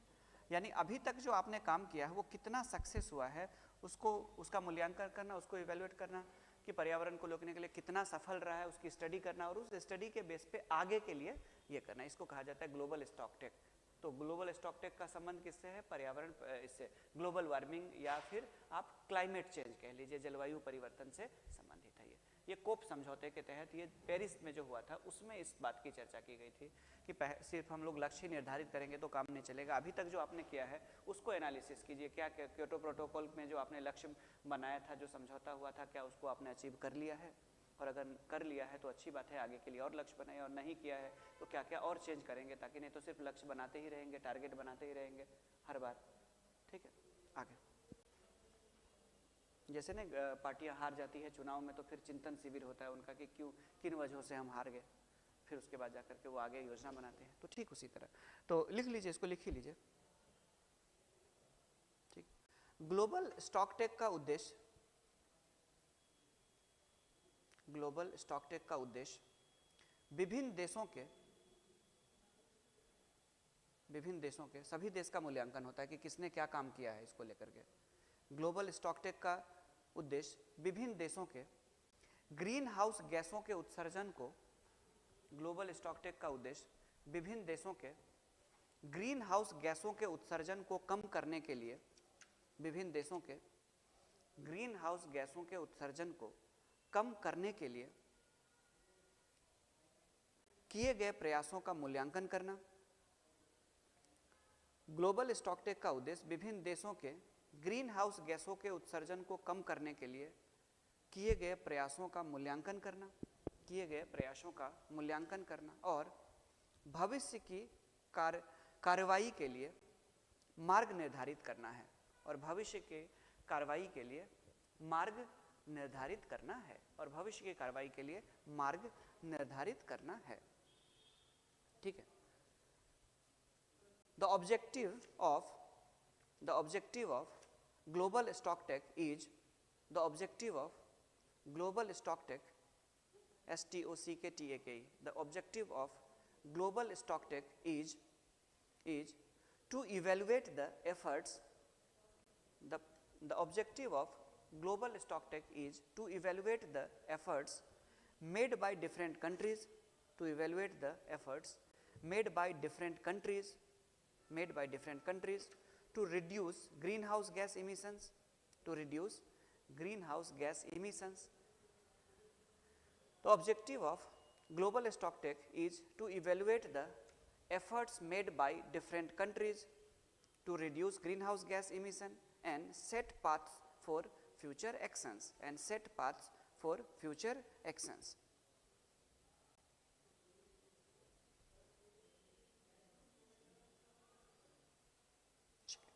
अब आगे, अब इसका परिणाम क्या रहा, चलिए अब इसका परिणाम भी जान जाएंगे। क्या ये सफल रहा? मोदी जी भी गए थे, उन्होंने भी अपने विचार रखे थे।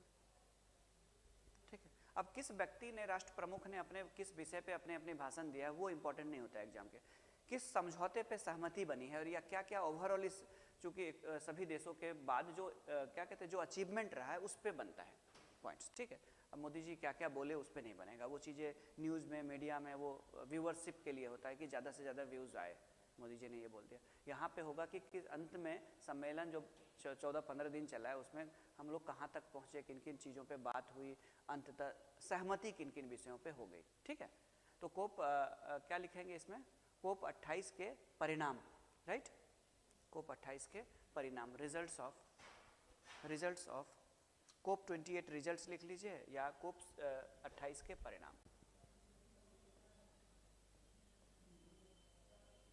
कोप 28 के परिणाम या कोप 28 रिजल्ट्स।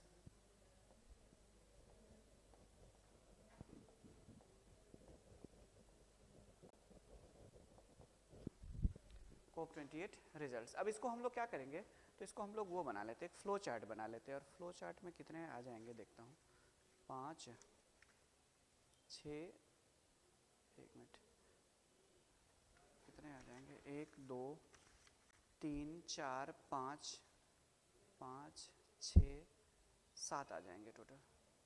चलिए 7 चीज, तो कोप 28 रिजल्ट्स, उसको 5 भागों में, ये 7 टोटल इसका डायमेंशन बनेगा फ्लो चार्ट में।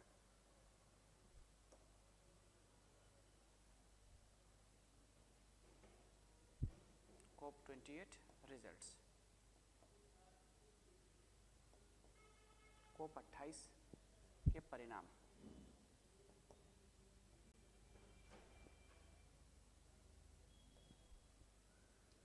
कितने बजे? 1 2 3, यहाँ पे बोर्ड भी खराब है ये ना, इसीलिए मिट जाता है कई बार। 1 2 3 4 5, 2 2 4 1 5, 6 7 8 हो जाएंगे इसमें 3। ये देख लीजिए मिट ही जाता है ये।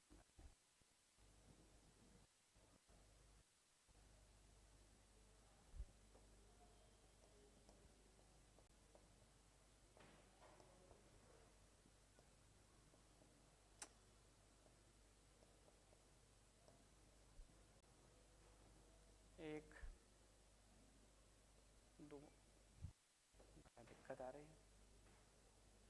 2 3 4 5 6 7 और 8 ऐसे करके बना लीजिए।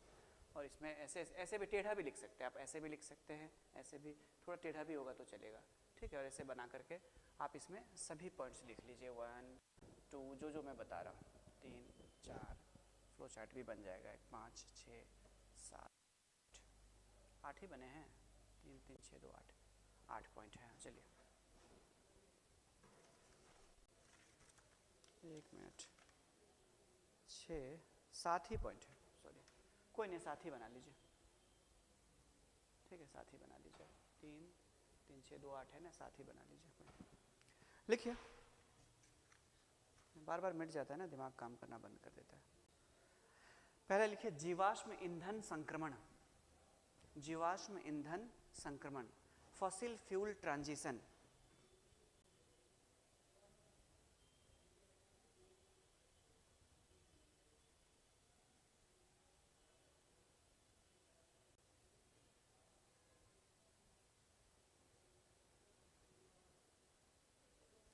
दूसरा लिखिए जीवाश्म ईंधन संक्रमण, fossil fuel transition, tripling renewable energy, नवीकरणीय ऊर्जा को तिगुना करना। दूसरा लिखिए नवीकरणीय ऊर्जा को तिगुना करना, ट्रिपलिंग, नवीकरणीय ऊर्जा को तिगुना करना, ट्रिपलिंग रिन्यूएबल एनर्जी,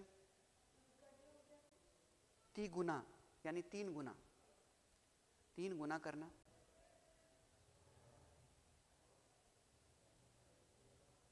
कहने का मतलब है कि इसमें आगे मैं एक्सप्लेन करूंगा। जैसे क्या है कि अभी 2023 चल रहा है ना, तो सभी देश कोशिश क्या कर रहा है कि अगर किसी देश के पास मान के चलिए कि 1000 मेगावाट ऊर्जा का उत्पादन हो रहा है और उसमें से 100 मेगावाट जो ऊर्जा है वो नवीकरणीय ऊर्जा से, जैसे सौर ऊर्जा से या फिर क्या कहते हैं उसको, या तो सौर ऊर्जा से हो रहा है या पवन ऊर्जा से या अन्य किसी ऊर्जा से, नवीकरणीय ऊर्जा जैसे कि भूतापीय ऊर्जा से, मतलब पर्यावरण को प्रदूषित नहीं करने वाले कोई ऊर्जा, सौर ऊर्जा, विद्युत, कोई भी ऊर्जा हो सकता है, जिससे अगर वो 1000 मेगावाट का कर रहा है तो 2030 तक उसका टारगेट होगा कि इसको मैं 3 गुना कर लूँ। यानी धीरे धीरे इससे क्या होगा कि ऊर्जा की जो हमारी ज़रूरत होगी वो आगे इससे मिलने लगेगा। और दूसरा क्या होगा कि धीरे धीरे हमारे जो पुराने वाले जो ऊर्जा है उस पर निर्भरता हमारी कम होगी, ठीक है। यानी आने वाले समय में भारत जो है वो कोशिश क्या कर रहा है, तो भारत कोशिश कर रहा है कि अभी जो भारत की अपनी क्षमता है, ठीक है, ऊर्जा की, उसमें से अभी जो है मुश्किल से भारत अगर देखे तो 10% के आसपास ऐसे है जो नवीकरणीय ऊर्जा से प्राप्त करता है, सौर ऊर्जा से या अन्य ऊर्जा से। और 2030 तक भारत का टारगेट है कि आधा, कम से कम 50% हमारी जो एनर्जी हो वो हम लोग कोयला या पेट्रोलियम से नहीं, बल्कि 50% जो हमारी विद्युत आवश्यकता है वो किसी न किसी से, या तो सौर से पूरा होगा या पवन ऊर्जा से। तो भारत तो दूसरे के तुलना में ज़्यादा ही हो गया ना, 3 गुना से भी ज़्यादा का लक्ष्य भारत ने तो 5 गुना का रखा हुआ है, अपना लक्ष्य भारत ने खुद निर्धारित किया है। यही सब चीज़ें जो है वो मूल्यांकन होती है किसमें, वो जो सम्मेलन जो होता है उसमें ये मूल्यांकन किया जाता है कि क्या क्या कैसे हो रहा है। आगे स्टॉकटेक जो होती है, ग्लोबल स्टॉकटेक जो होती है, उसमें इसी चीज़ का मूल्यांकन है कि किस देश ने कितना अपने लिए लक्ष्य निर्धारित किया। आगे तो तिगुना करना या 3 गुना करना। तीसरा लिखिए फ्लो चार्ट में थर्ड, कोल फेज डाउन, लिख लीजिए, मैं आगे बताऊंगा।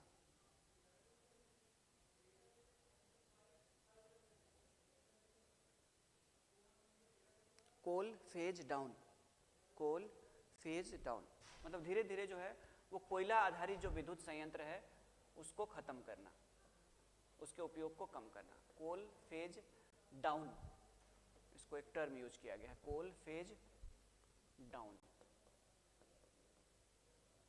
कोल फेज डाउन।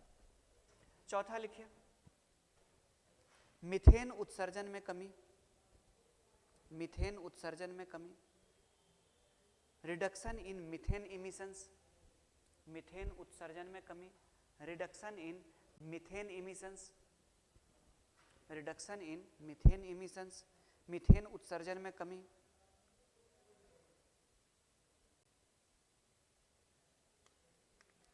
उसके बाद loss and damage fund, loss LOSS, loss and damage, loss and damage fund, English में भी यही लिखेंगे, लॉस एंड डैमेज फंड।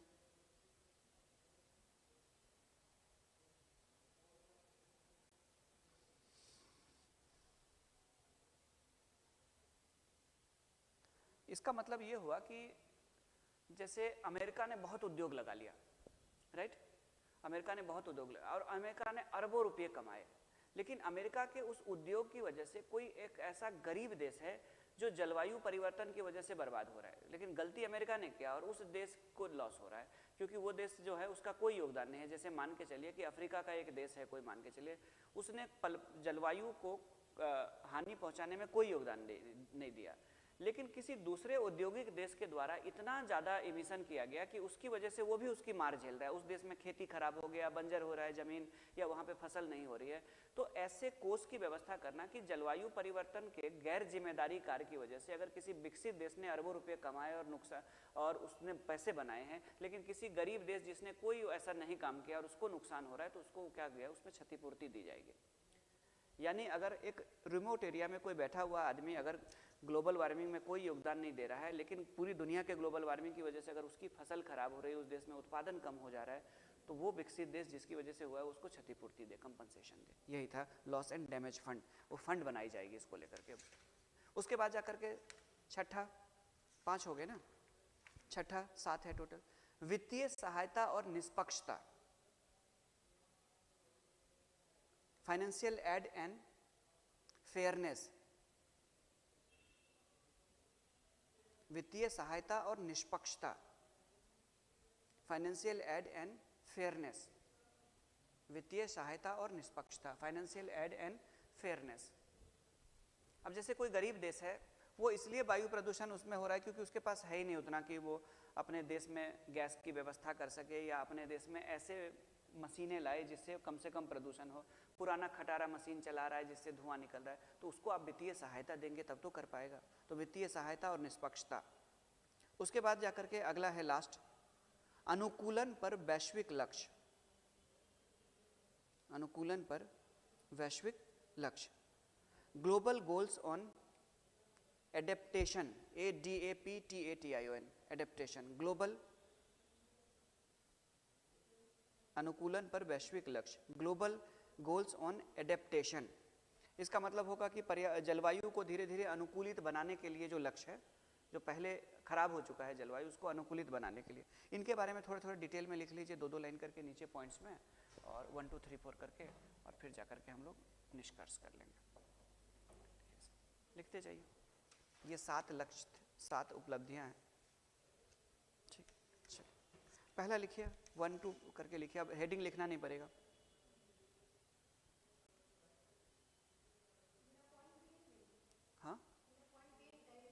हाँ डायरेक्ट, हाँ बिना पॉइंट, क्योंकि पॉइंट्स ऊपर आपने दे दिया है ना, उसको रिपीट नहीं करना पड़ेगा। 1 2 3 करके या डैश डैश दे करके सभी को एक्सप्लेन कर लेते एक एक लाइन में। पहला लिखिए,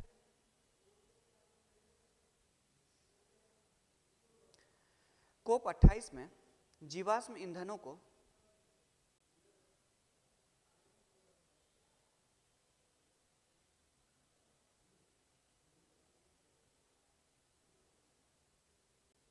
COP 28 में जीवाश्म ईंधनों को चरणबद्ध रूप से बाहर करना सबसे प्रभावी मुद्दा रहा।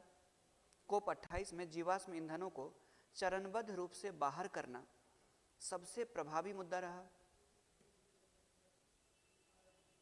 COP 28 में जीवाश्म ईंधनों को चरणबद्ध रूप से बाहर करना सबसे प्रभावी मुद्दा रहा। The issues of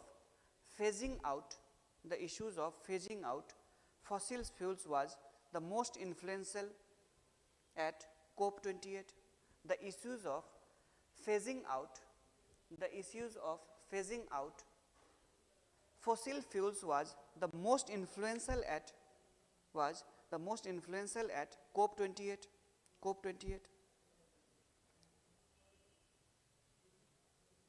अब देखिए क्या है कि पूरी दुनिया के ज़्यादातर जो है विकसित देश है, उन्होंने 2050 का लक्ष्य बनाया हुआ है, कार्बन जीरो, शून्य कार्बन उत्सर्जन का, है ना।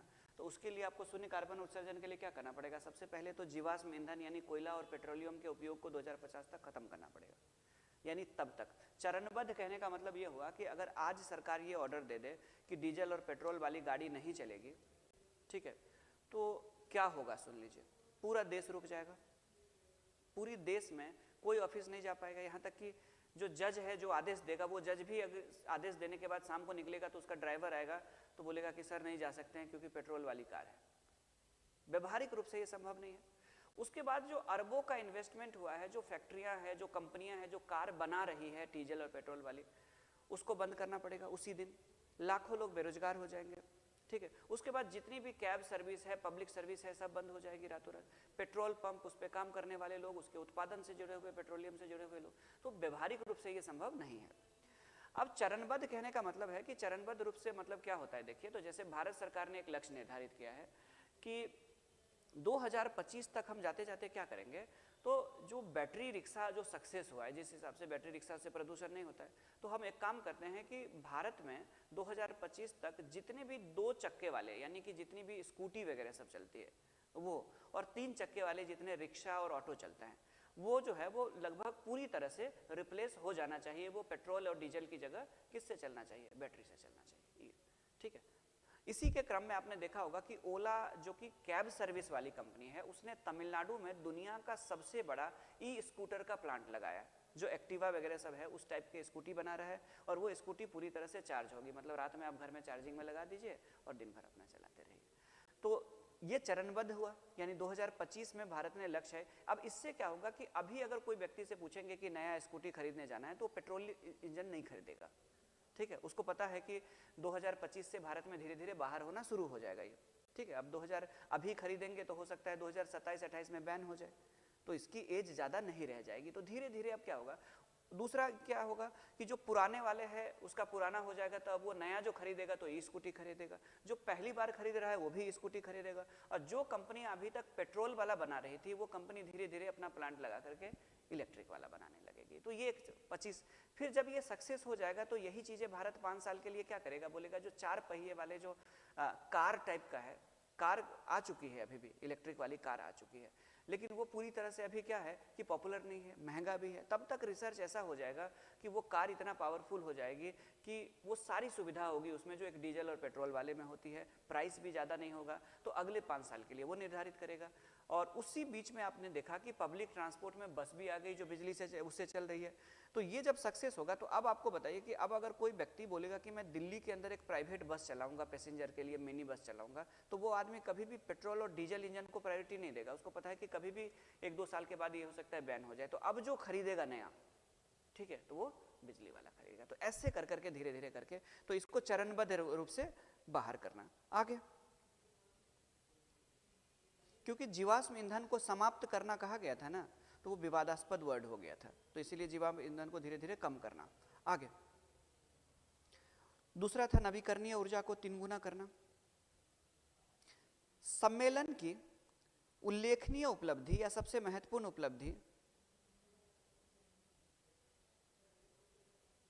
सम्मेलन की सबसे प्रमुख उपलब्धि 2030 तक नवीकरणीय ऊर्जा की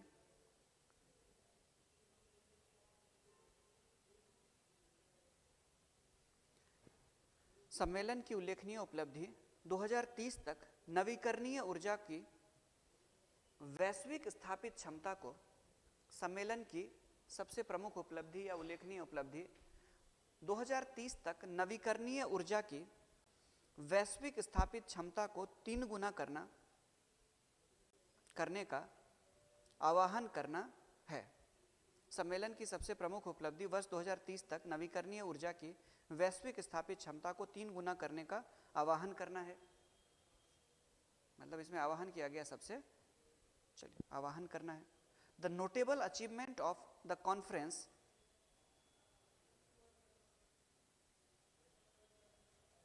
the notable achievement of the conference is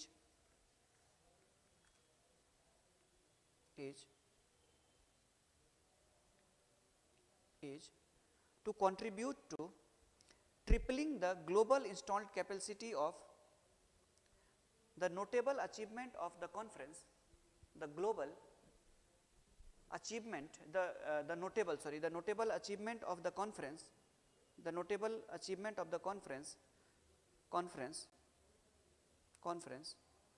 to contribute to tripling the global installed capacity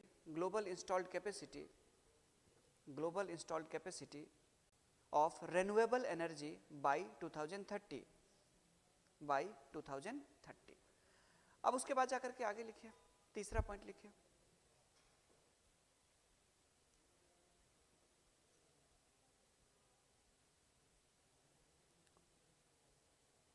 अब देखिए 2021 में जो ग्लासगो सम्मेलन हुआ था, कोप 26 हुआ था, उसमें कहा गया था कि धीरे धीरे जो है सो कोल फेज डाउन की तरफ बढ़े, यानी कोयला के उपयोग को कम करें।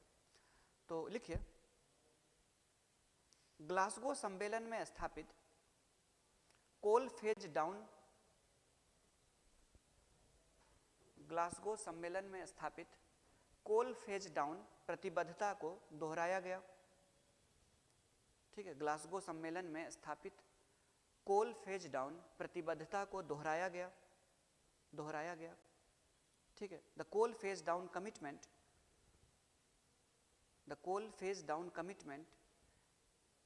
at the established at the Glasgow conference has been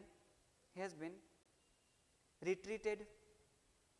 The coal phase down commitment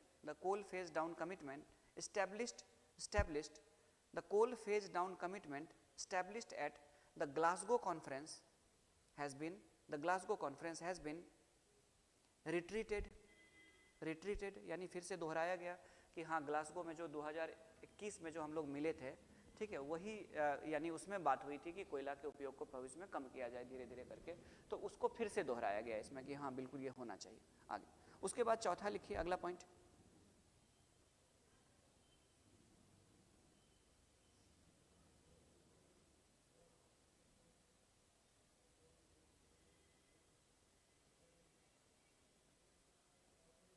ठीक है, देखिए ग्रीन हाउस गैस के रूप में मीथेन की महत्वपूर्ण भूमिका को स्वीकार करते हुए ग्रीन हाउस गैस के रूप में मीथेन की महत्वपूर्ण भूमिका को स्वीकार करते हुए ग्रीन हाउस गैस के रूप में मीथेन की महत्वपूर्ण भूमिका को स्वीकार करते हुए मीथेन की महत्वपूर्ण भूमिका को स्वीकार करते हुए 2030 तक मीथेन उत्सर्जन को कम करने की आवश्यकता पर जोर दिया गया। 2030 तक मीथेन उत्सर्जन को कम करने की आवश्यकता पर जोर दिया गया। मीथेन को ग्रीन हाउस गैस के रूप में क्या लिखा था आपने समझौते में? ग्रीन हाउस ऐसे लिखा है, क्या लिखा है, सेंटेंस क्या बना है? मीथेन को क्या लिखा? ग्रीन हाउस मीथेन की महत्वपूर्ण भूमिका को स्वीकार करते हुए 2030 तक मीथेन उत्सर्जन को कम करने की आवश्यकता पर जोर दिया गया। आगे emphasizes the need to reduce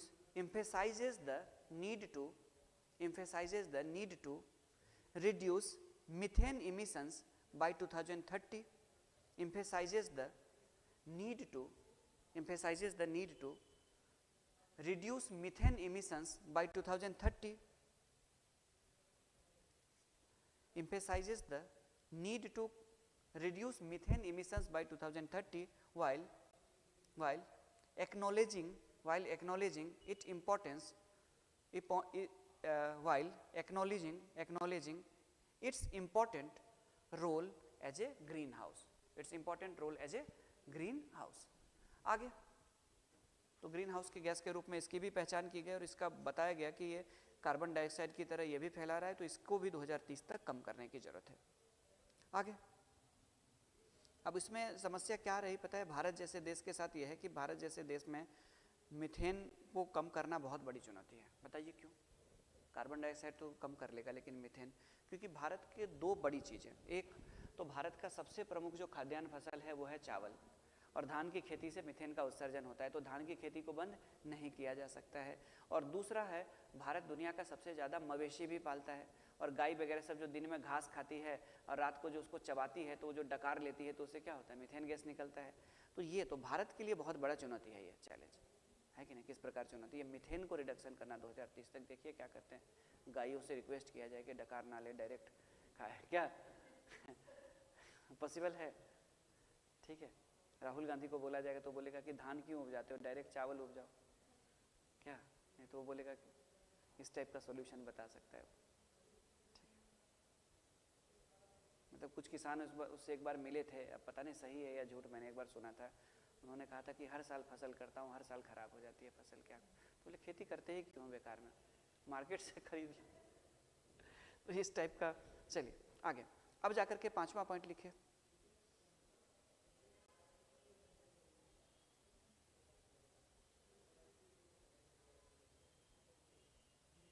लिखिए इसे, जो लॉस एंड डैमेज फंड है ना उसके बारे में लिखिए।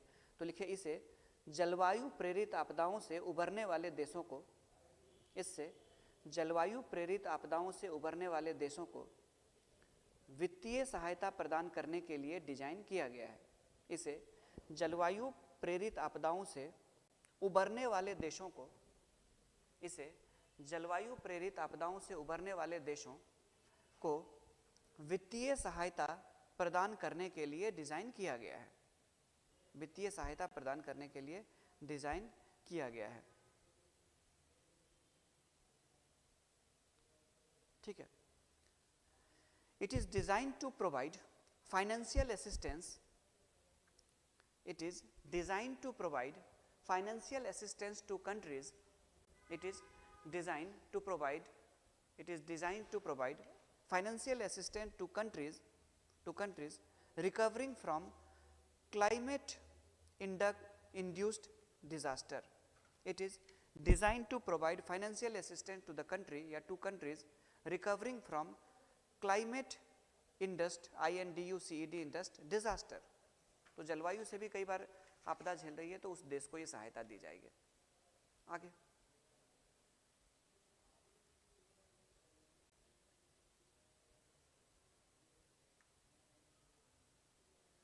अब देखिए 2020 तक बात ये था कि $100 बिलियन यानी 100 अरब डॉलर जो है वो विकसित देश द्वारा वित्तीय सहायता के लिए दिया जाएगा विकासशील देशों को, ताकि वो क्या हो सके, वो इस जलवायु परिवर्तन में जो किसी कारण से, तकनीकी कारण से, आर्थिक अभाव के कारण वो उस लक्ष्य को नहीं पा रहा है वो देश, क्योंकि वो देश में बड़े बड़े चेंजेस करने हैं जिसके लिए उसके पास पैसे नहीं है, तो $100 बिलियन देने की बात हुई थी।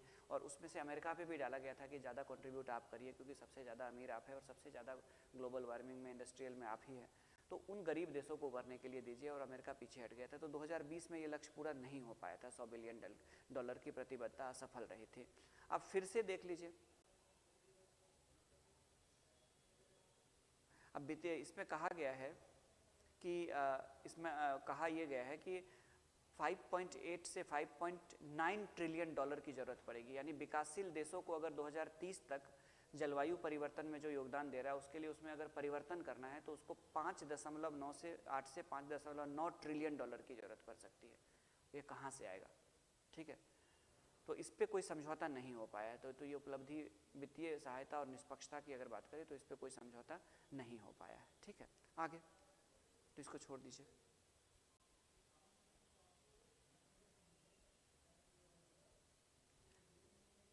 आगे लिख लीजिए,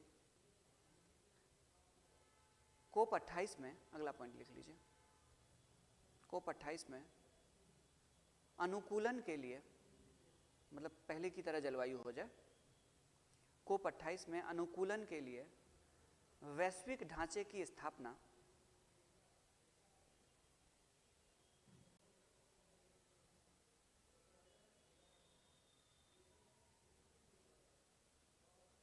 COP 28 में अनुकूलन के लिए वैश्विक ढांचे की स्थापना की मांग विकासशील देशों द्वारा की गई। COP 28 में अनुकूलन के लिए एक वैश्विक ढांचे की स्थापना की मांग, एक वैश्विक ढांचे की स्थापना की मांग विकासशील देशों द्वारा की गई, विकासशील देशों द्वारा की गई। ठीक है, ठीक है। Developing countries demand for the establishment of a global framework, developing countries demand for the establishment of a global framework for adaptation, developing countries demand for the establishment of a global framework for adaptation at COP 28, adaptation at COP 28। तो कुल मिलाकर के ये सारा का सारा points था, ये सब उपलब्धि रहा। उसमें वित्तीय सहायता पे अभी भी खामोश है, पैसा देना नहीं चाहता है, क्योंकि कोविड का शिकार सब हुआ है, विकसित देश भी हुआ है। ब्रिटेन तो की तो और हालत खराब है, विकसित देशों पे भी बहुत बहुत कर्ज है। ठीक है, ब्रिटेन सबके जैसे देशों की स्थिति और ख़राब हुई है, तो अब कौन गरीब देश को देगा पर्यावरण से उबरने के लिए? तो ये सारी चीज़ें। आगे निष्कर्ष, कंक्लूजन।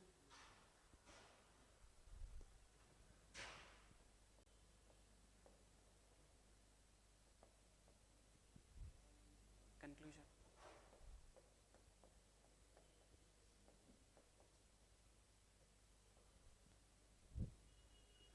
कंक्लूजन, निष्कर्ष लिखिए। कुल मिलाकर ओवरऑल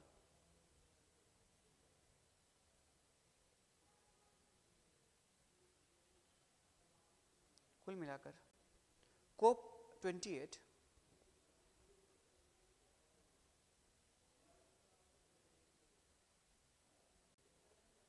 COP 28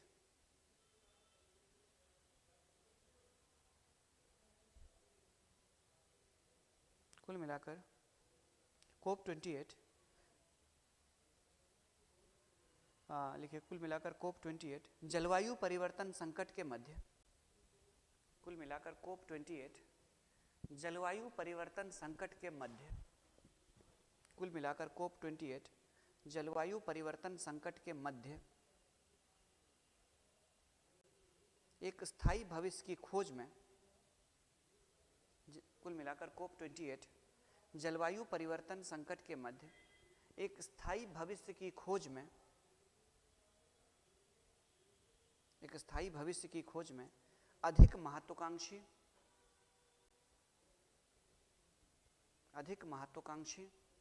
ठोस कार्रवाई, अधिक महत्वाकांक्षी ठोस कार्रवाई और निरंतर सहयोग के लिए,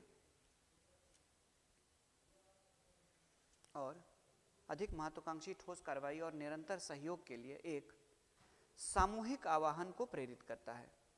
कुल मिलाकर COP 28 जलवायु परिवर्तन संकट के मध्य एक जलवायु परिवर्तन संकट के मध्य क्या लिखा, एक स्थायी भविष्य की खोज में, एक स्थायी भविष्य की खोज में अधिक महत्वाकांक्षी ठोस कार्रवाई और निरंतर सहयोग के लिए एक सामूहिक आह्वान को प्रेरित कर रहा है, या प्रेरित करता है, एक सामूहिक आह्वान को प्रेरित करता है। ओवरऑल COP 28 ओवरऑल ऐसे लिखेंगे, overall in the MID estimates of the climate change crisis, overall in the MID estimates, overall in the midst of the climate change crisis, overall in the midst of the climate change crisis, COP28 is inspiring a COP overall in the midst of climate change crisis, COP28 is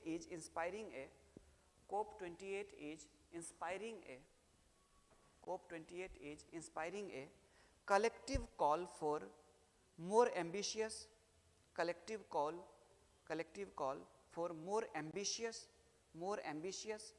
concrete action and sustained cooperation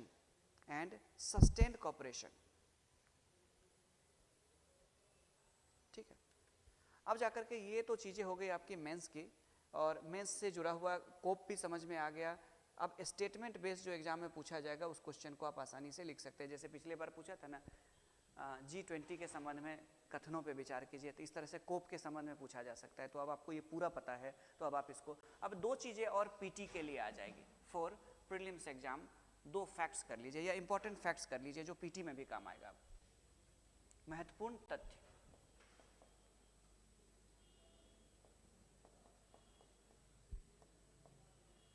important facts.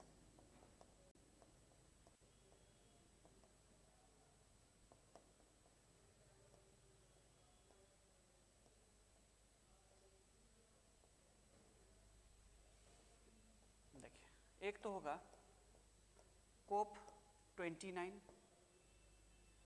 और दूसरा, sorry CPO लिख दिया, COP होगा। एक तो COP29 और दूसरा COP30। लिख लीजिए कहाँ कहाँ पे होगा। ये दोनों पूछ सकता है कि अगला कहाँ पे होगा, ये पीटी में पूछ लेगा अगले बार। तो लिखिए COP29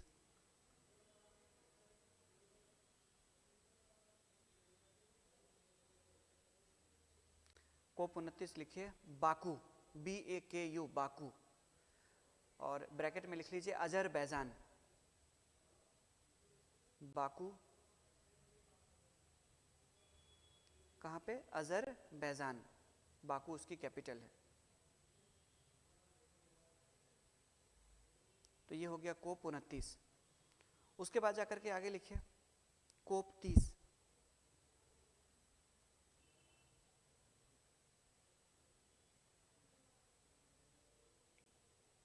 COP30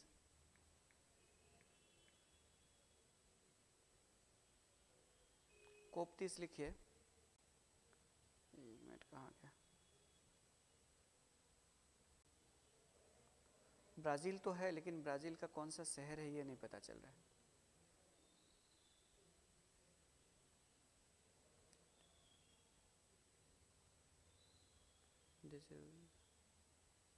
एक मिनट देख लेता हूँ। COP30 लिख लीजिए। अभी ब्राज़ील का शहर का कंफर्म नहीं हुआ है। अच्छा हाँ, COP30 लिखिए बेलेम, BELEM। नया एक कम फेमस शहर है इसका, अमेजन जंगलों के बीच में ये शहर है। कौन सा है शहर? बेलेम, BELEM, बेलेम।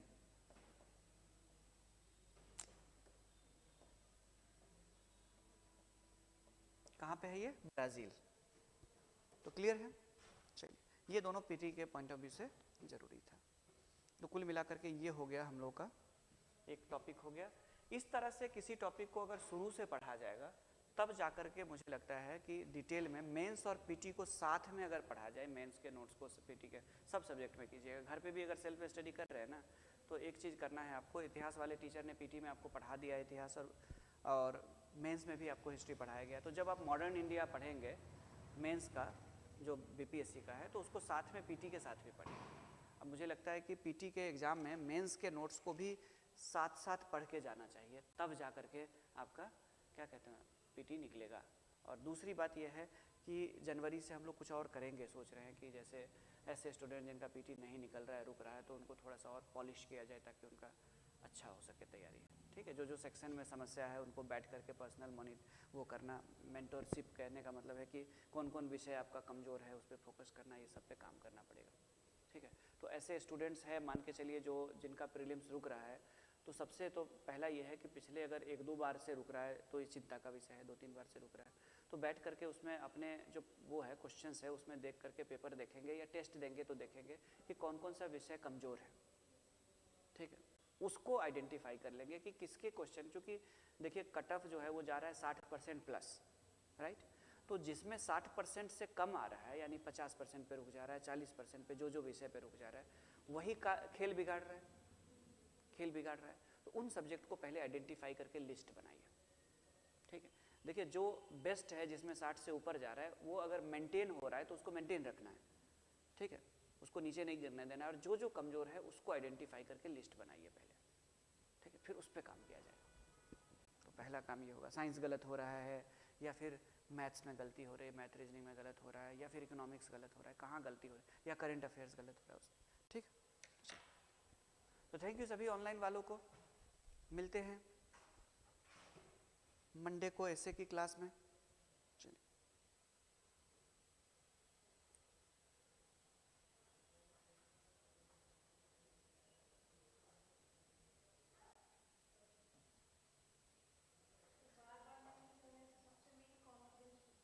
हाँ वही तो होता ही है, क्योंकि अब तो साल में एक बार एग्ज़ाम हो रहा है ना, एक बार नहीं निकलने का मतलब है कि पूरा एक साल अपने आप को, वो भी बीपीएससी पे फोकस किए हुए हैं, बात वो है ना। दरोगा का अच्छा गया है, हो जाएगा, हो जाएगा, पीटी हो जाएगा। उसका जो मेंस है उसमें सिलेबस थोड़ा डिफरेंट है क्या?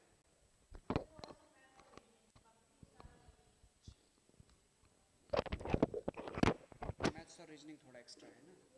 चलिए तो यहाँ पे जो मैथ रीजनिंग की क्लास होगी उसमें आप आ जाइएगा, अपना कर लीजिए। कब है मेंस?